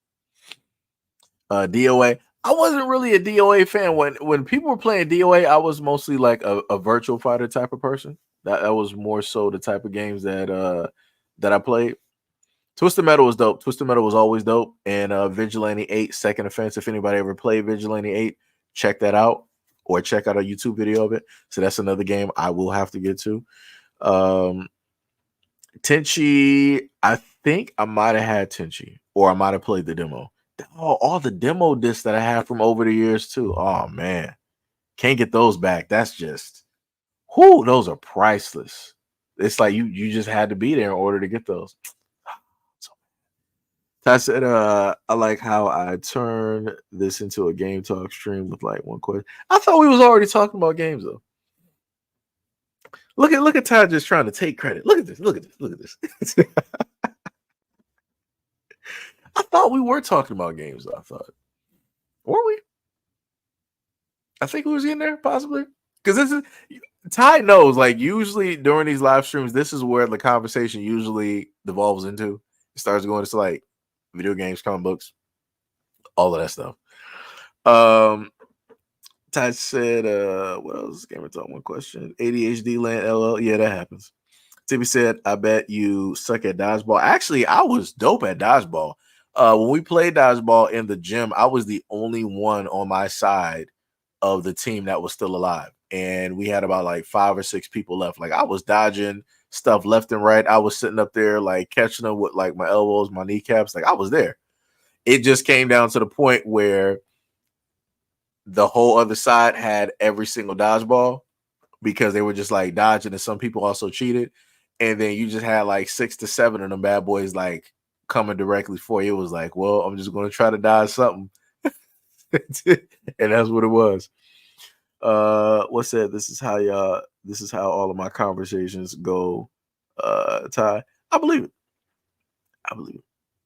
Jab said same thing. I had a storage that got auctioned off and all my drawings and map rows and poems. Yeah, man. I trust me, I feel your pain. I am not a drinker. I've never drank alcohol before, but going through that, I understand why people drink. Let me tell you. I feel like having like some of like the strongest alcohol and just taking like a nice anime walk in the rain. That's how that felt. That's directly how that felt. Ty said we wasn't. Oh man, look at this fabrications out here. Ty said, see, looking at you, not knowing what you be talking about. I do know what I'll be talking about. This is normally the conversations. If I'm not already streaming a video game from like Steam or something, we're usually talking about it. We're usually talking about it. You know this, Ty. You've been here for years. Just think about that though. Technically, some of y'all have been here for about a good 5-6 years. Just think about that. It's been 5 or 6 years that y'all been on this platform. Insane. Again, shout out to y'all. I wish I had something to commemorate a lot of that, but I don't at this moment in time. Shout out to YouTube for stifling views out here. So I don't really got nothing to help commemorate a lot of this stuff. But I remember. Petra's Farm remembers. Let me tell you. What's that? Me too. I used to wish dodgeball had a professional league. They did have a league. I was the man at dodgeball. I used to love being the last man standing and trying to take everyone out like Rambo. Oh yeah. Oh yeah. Jab said, I just drunk more to cope with the pain. LOL.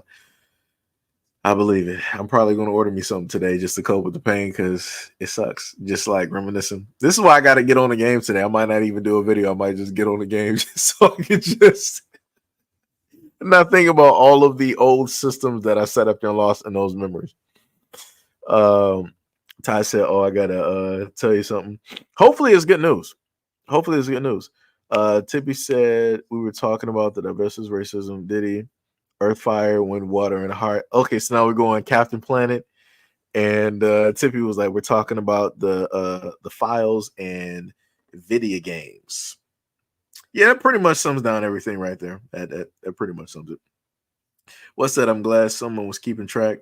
Yeah, Tippy is usually pretty good at keeping track when she's fully awake because sometimes she's like half asleep and she'll decide to be there and then you won't hear nothing from her for about like 2 to 3 hours. And then she'll wake up, oh, you guys are still streaming? What I miss? I'm like, Tippy. It's like I depend on you to be here. Just leave me hanging. It's crazy. Normally would have Gail and like a few other people here. But I know we probably got like Mo potentially. He might have been here, but usually that's the true ninja of the group in the background. Just be sitting there, just watching. What says shoot? You do the marathon streams? Yeah. Sometimes we would have I haven't done those in a minute. Like I said, the longest stream I ever done was about 24 hours. 24 hours because I think before then, was it a dare? I forgot who brought that up. It was like, okay, well, you did a 15-hour stream. It's like, why don't you do like a longer stream? And I did that, and that was something. Like the amount of sleep that I lost and that my body was trying to catch up on during the week was insane. The amount of tired I was, you could even hear it in my voice. But like I said, I had fun because it was something like I never done before. And then, I got to talk to everybody. Like I talked to them one day and then I got to talk to them the next day, literally. Like I was lasting through people's like whole work periods. It's crazy. And some people were pulling doubles. Tippy said, I'm struggling with insomnia right now.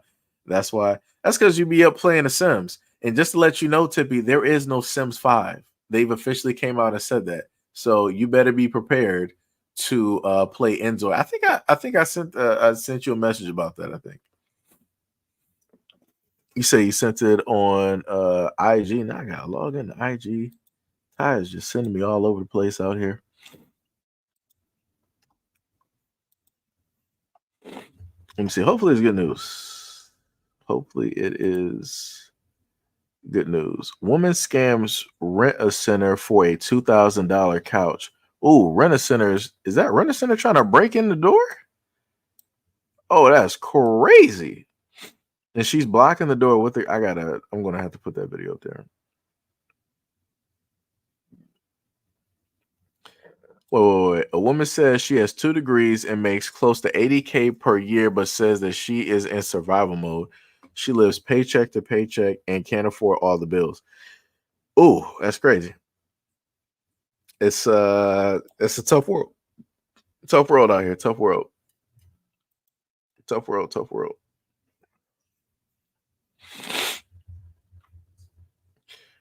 It says there is.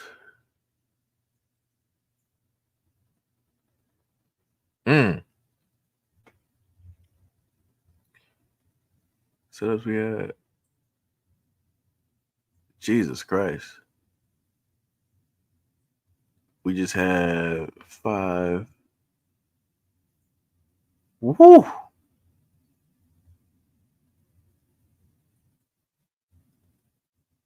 Damn, that's tough, man. My My condolences there, Tom. My condolences. Like I said, it's tough being a teacher. Like I said, that's why I would always give like love to y'all, because I'm like, yo, it's a tough life.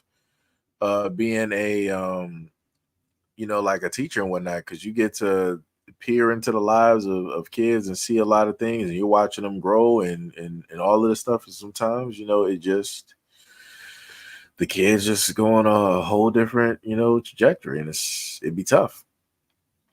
It'd be tough.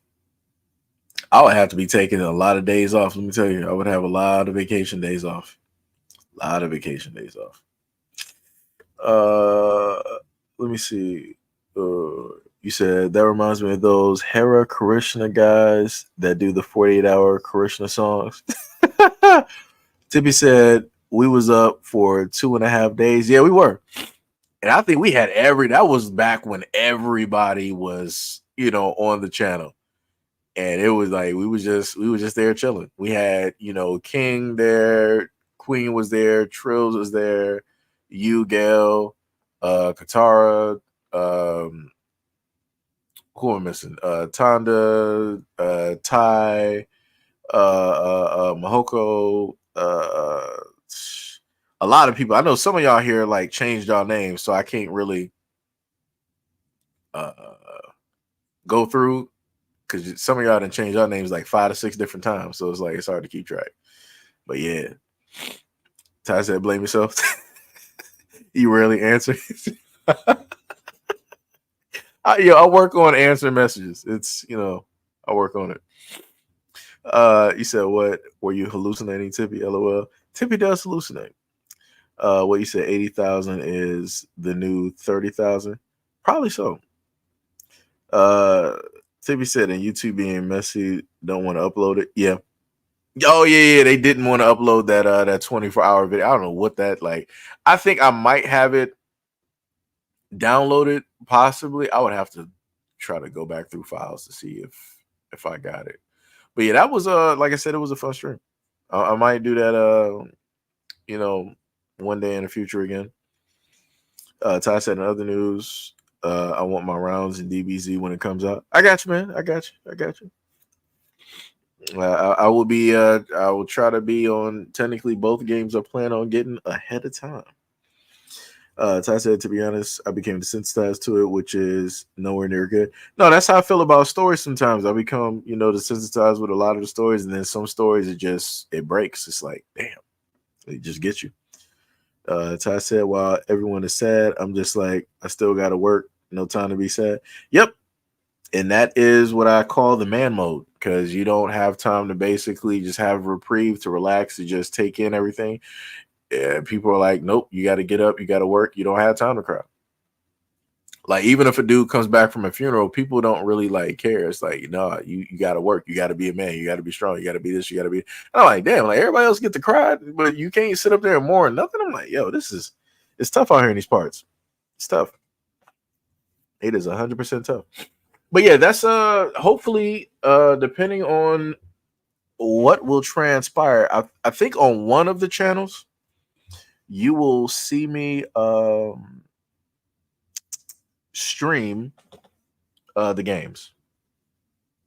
You will see that. Even though I do have a gaming channel, I just haven't really done much with that. Shout out to all 12 people that subscribe to that channel.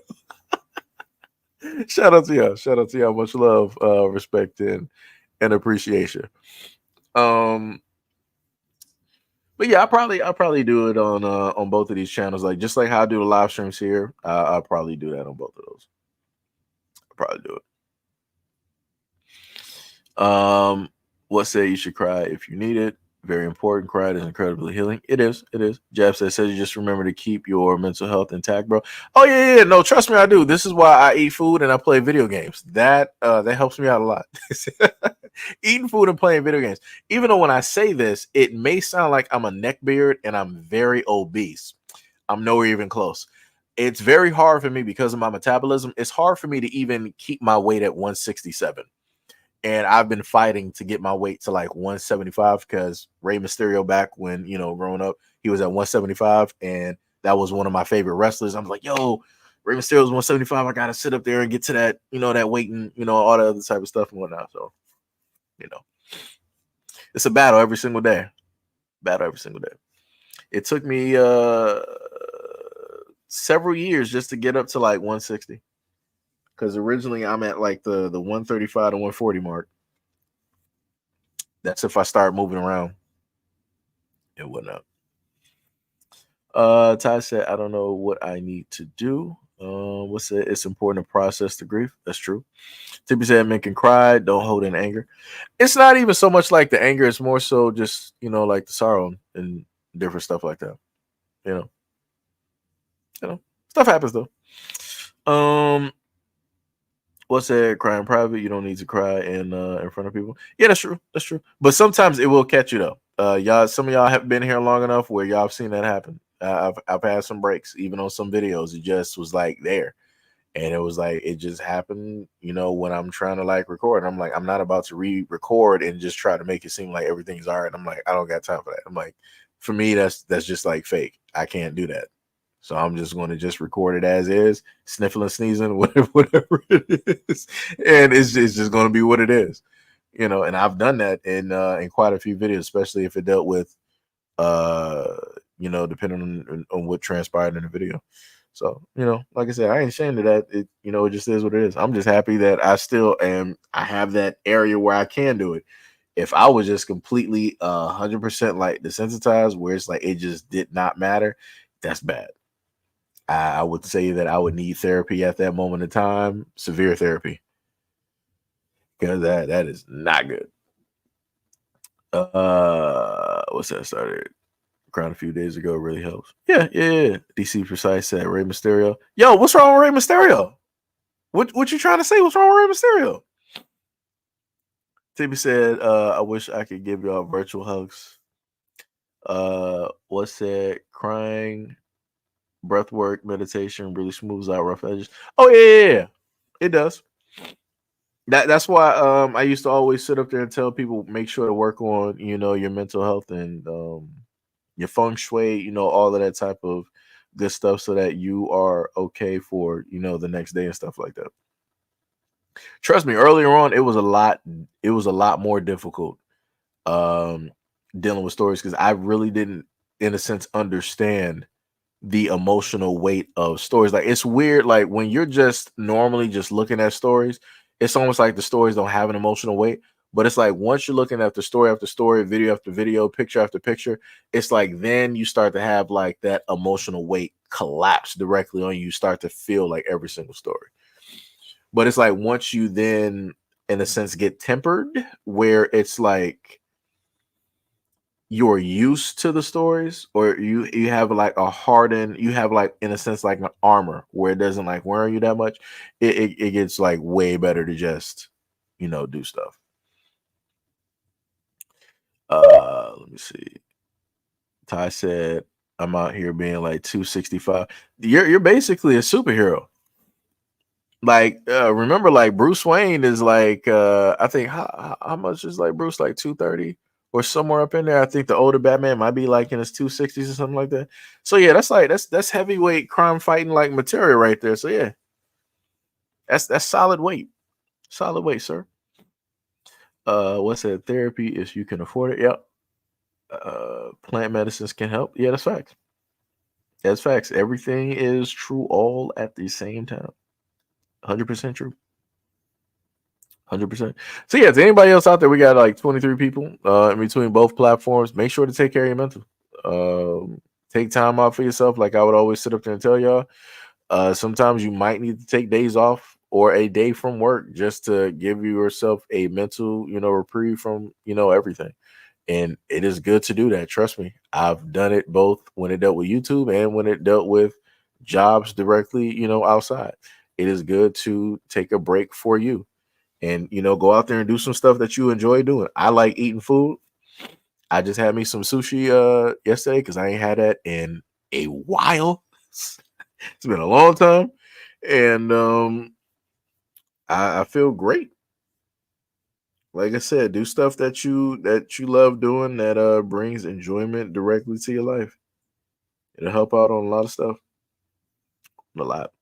Tippy said, why don't you just ask Bruce his height? You talking about Bruce Wayne or Ty? I think Ty said he was about like I think like Ty like 5'11" or like somewhere in like the 6 foot like era. I know a couple of brothers here about like they're pretty like tall. For whatever reason, even in like guys that I went to like high school with that I know still to this day, a lot of them are like 6 feet tall. And it's only like a few people that are like around my height. That's usually how it works out. Can't explain it to you. Tibby said, LOL, never mind. I thought you was talking about Ty. Were you actually talking about Bruce Wayne? I'm not sure. I know the supposed Bruce Wayne actual height is like 6'3".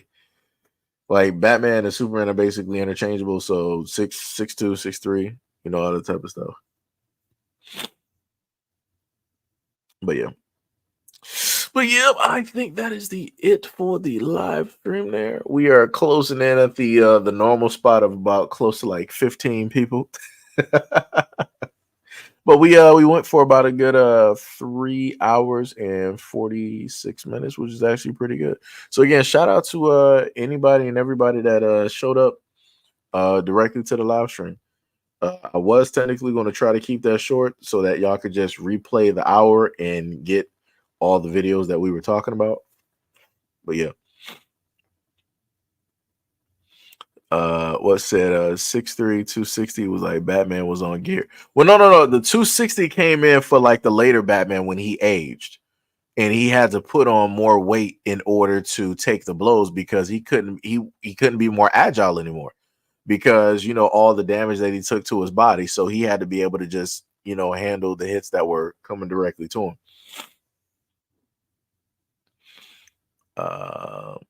Mogul said, thank you for streaming. No problem. Tippy said, wait. Mogul said, I love your streams. Much love, respect, and appreciation, brother. Tippy said, what are you going to eat? I don't know. I have no clue. I got frozen salmon directly in the freezer, but I don't really feel like cooking at this moment. And I might potentially order something from Dunkin' Donuts because that's what I used to do during like y'all remember this. Anybody who's been here long enough, y'all already know. Y'all see me order some Dunkin' Donuts directly on stream, and then I go downstairs to pick it up, and I just like start eating. And then you would have the few randoms out here. It's like, man, I didn't come to watch this stream to watch you eat. Well, I'm like, you can leave. I'm like, this is how we get down here. It's like, yo, if I'm eating, everybody eat. That's, you know, that's what we doing out here. Let me see. DC Precise said, always enjoy your streams. Much love, much love. Tippy said he told you that. This one got jokes. Wade said he bulked up on McDonald's. It's been funny. Ty said, I'm replayed at work. Time should fly by. Yeah, man, if it was like an 8-hour stream, you'd be set. You could just have on like a headphone in and you'll be, you know, pretty solid. That's why I think I'll probably, you know, start giving y'all some video game streams on here. That's, you know, again, a little bit different like I did before. Even though Tippy would try to clown me. I think Tippy and Ty tried to sit up there clown. And Pink. It was a few of y'all that was making fun of me sitting up there dying in Vanguard. But then once I started to get on a roll, magically nobody was there. I was getting like 23, 35 kills. Nobody wanted to say that. I'm like, that's crazy. That's crazy. Ty said, oh, how's the cat doing? Mickey is actually doing pretty good. He is doing pretty. He's somewhere laying down right now. I don't know where he went because he was ripping and running through the house. He probably inside of the couch cover, just sitting up there sleeping right now. Tippy said, I can't sleep. I've been up all night. Well, it's time for you to get on a PS4, Tippy, and start playing The Sims. The human chapter. Yo, what is up? What is up? I'm taking it. You are new here. Much love, respect, and appreciation. Good Lord. I can't even get my words straight. Straight from ZA. What is up? What is up? Much love and respect to your family directly out there. What said? This was fun. Enjoy the rest of your day, said G. And everyone in chat. Tippy said, I'm hungry too, but it's 6 a.m. Oh, yeah. No, but Tippy, you got the food. You up in Cali though. Y'all got food trucks. You better hit up those Mexican food trucks, get you like a burrito. I told you before, I used to hit up that food truck and I used to get like the burgers. Like they cook great burgers. I don't know what it is with the food trucks, especially the Mexican food trucks. They do great burgers. The fried chicken is actually pretty good too. You know, fried chicken and fries, pretty good, pretty good. Ty said I didn't try. Tibby said stop lying. Stop lying on what? Ty said light work. L gamer. What said get a bacon, egg and cheese. Yo, that's what I would sit up there and get from Dunkin' Donuts. I would get the except for the bacon, I would get the egg, cheese, and turkey sausage on a croissant, and that'd be like the main meal that I would always get. I never tried it on a bagel. I'm pretty sure that that's a lot hardier, right? Because the bread is like tougher or whatnot. But I like the croissant. Pancakes are pretty good too. To be said, you kept getting shot every 5 seconds. That was because of the spawn setup on that map, Tippy. Tippy is like, it's 6 a.m. Dunkin' Donuts is open at 6 a.m., Tippy, just to let you know. It's open early in the morning. Open up Uber Eats and just look. It's up there.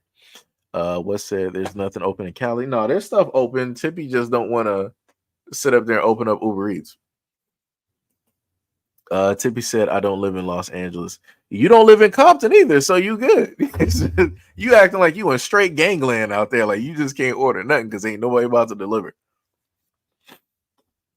DC said she about to get a people burrito from Friday. I said clocking in, I'm gonna disappear now. All right, brother. Much love, respect. Have a good day, brother. Have a good day. What's that? I'm more of a sausage, egg, and cheese guy, but either of those are my go-to. Pretty now, I'll tell you this though: if it's a bodega, if anybody lives near like a bodega, if you got like a Latin population, y'all know what I'm talking about. You can always get like a chopped cheese, or they got like a breakfast chopped cheese too, where they got like the same things, where they got the egg, the sausage, and and stuff like that they put directly in there. And they just put that together for you, and you good. Ty said enjoy the rest of the day. You as well, brother. You as well. Tibby said I live in a townish type of farm city. You're not living with the Amish or the Quakers, Tippy. Now you playing games. You making it now. When you say that, now I sound like Porky the Pig right now. I be crazy. So when you said that, I'm immediately thinking that you living with like the Amish. I'm seeing like wheat fields, sunflower fields, cows. I'm thinking like far out Michigan, like in Utica or some type of stuff like that. But you're in like LA. And it's like when you explain this, I'm like, you are living in some rich, like nice middle class type of thing. Cause I don't believe that Tippy is just like out there like in like the straight hood by like Skid Row. You said what? You can't go wrong with a sausage, egg, and cheese at a bodega. That's facts. That's facts. If anybody, I'm telling you, if you got a Latin population, go to a bodega and get a chopped cheese. You just got to sit up there and try. Chopped cheese are great. They're great. Like I'm telling you, like when it feels like somebody like cooked with love, like that's what that feels like. That's exactly what that feels like. You get like two of those and you get like a nice drink, you set. You are set. You said and that $2 bodega coffee. Oh yeah. The funny part is I never became a coffee guy up until I worked overnight. And I still got to get myself a coffee maker because the old one got thrown out. So I got to buy another one. And then I could start loading up on my coffee. I used to have like Ethiopian, Zimbabwe, Brazil. I think what was the other one, like hazelnut vanilla, something like that. Like I tend to go by like smells and different stuff like that. We also got somebody that's a part of the channel that does have coffee as well. I'll make sure to because I told myself I'm going to make sure to buy from them. Black. It should be if I remember correct, it should be Black First Coffee. I think so. I'm gonna have to go through my IG and try to find a brother so I can do that. You said this town doesn't know if it wants to be a city or a town. It's confusing. Oh my god. Yeah, you living in a nice area. Ty said, hurry up and end so I can download the stream. Oh shit, I got you. Tippy said, nope. I'm not a city girl. You in the country? I don't believe that. You out there cow tipping. Ty said I can't watch on school Wi-Fi. What's that upper middle class enclave? Yeah, that's probably what Tippy is. We do have cows out here. Lord have mercy. She's like by like Martha Vineyard. Tippy making me think this whole time like she just up here middle classing it up. She up here living. See, now I know why your name is your name, Tippy. You rich. I know why it is. You be sitting up here sipping on wine with the pinky out with like the crystal like wine glasses and stuff. You got a butler. What's that comfort food? Timmy said I once saw a turkey walking on the sidewalk. What's that? I got into coffee in my early 20s and have never looked back. I'm a proud caffeine addict. Yeah, I got to get back there. I always wanted to try like an espresso, so I'll probably do that one day. Tippy said I'm not rich. You're not rich, but you're not broke. So I know where you are, Tippy. I know where you are. Ty said they got all of your ish blocked. I'm out here standing outside just to send these. Damn. Okay, I got you. Last message was said you don't have to be rich to live in a rich area. No, that's true. That's bars. But yeah, let me end the stream so Ty will be able to download. I'm not sure if he how fast the speed is because it's probably gonna be like a good gig or so. But again, much love, respect, and appreciation to any and everybody that's been a part of the stream. Shout out to anybody that's also donated by way of Cash App and or the Patreon. Love you guys a lot. And also much love and appreciation to anybody who's also donated by way of the comments underneath the videos. Love you guys a lot. Appreciate you guys. Wouldn't be able to do the things that I do without people like you. And I will catch you guys in the next live stream. Peace out. Wait, ask for an espresso shot in your coffee at Dunkin' Donuts next time. Got you. Logan said I did that way back in the day. Tippy said, well, what's in between? Not poor and not middle class. You're rich, Tippy. And what's that? Wait. I can't wait, Tippy. You're going to have to just write me. All right, so let me just end this so Ty can download it. Peace out. See y'all in the next stream. Peace.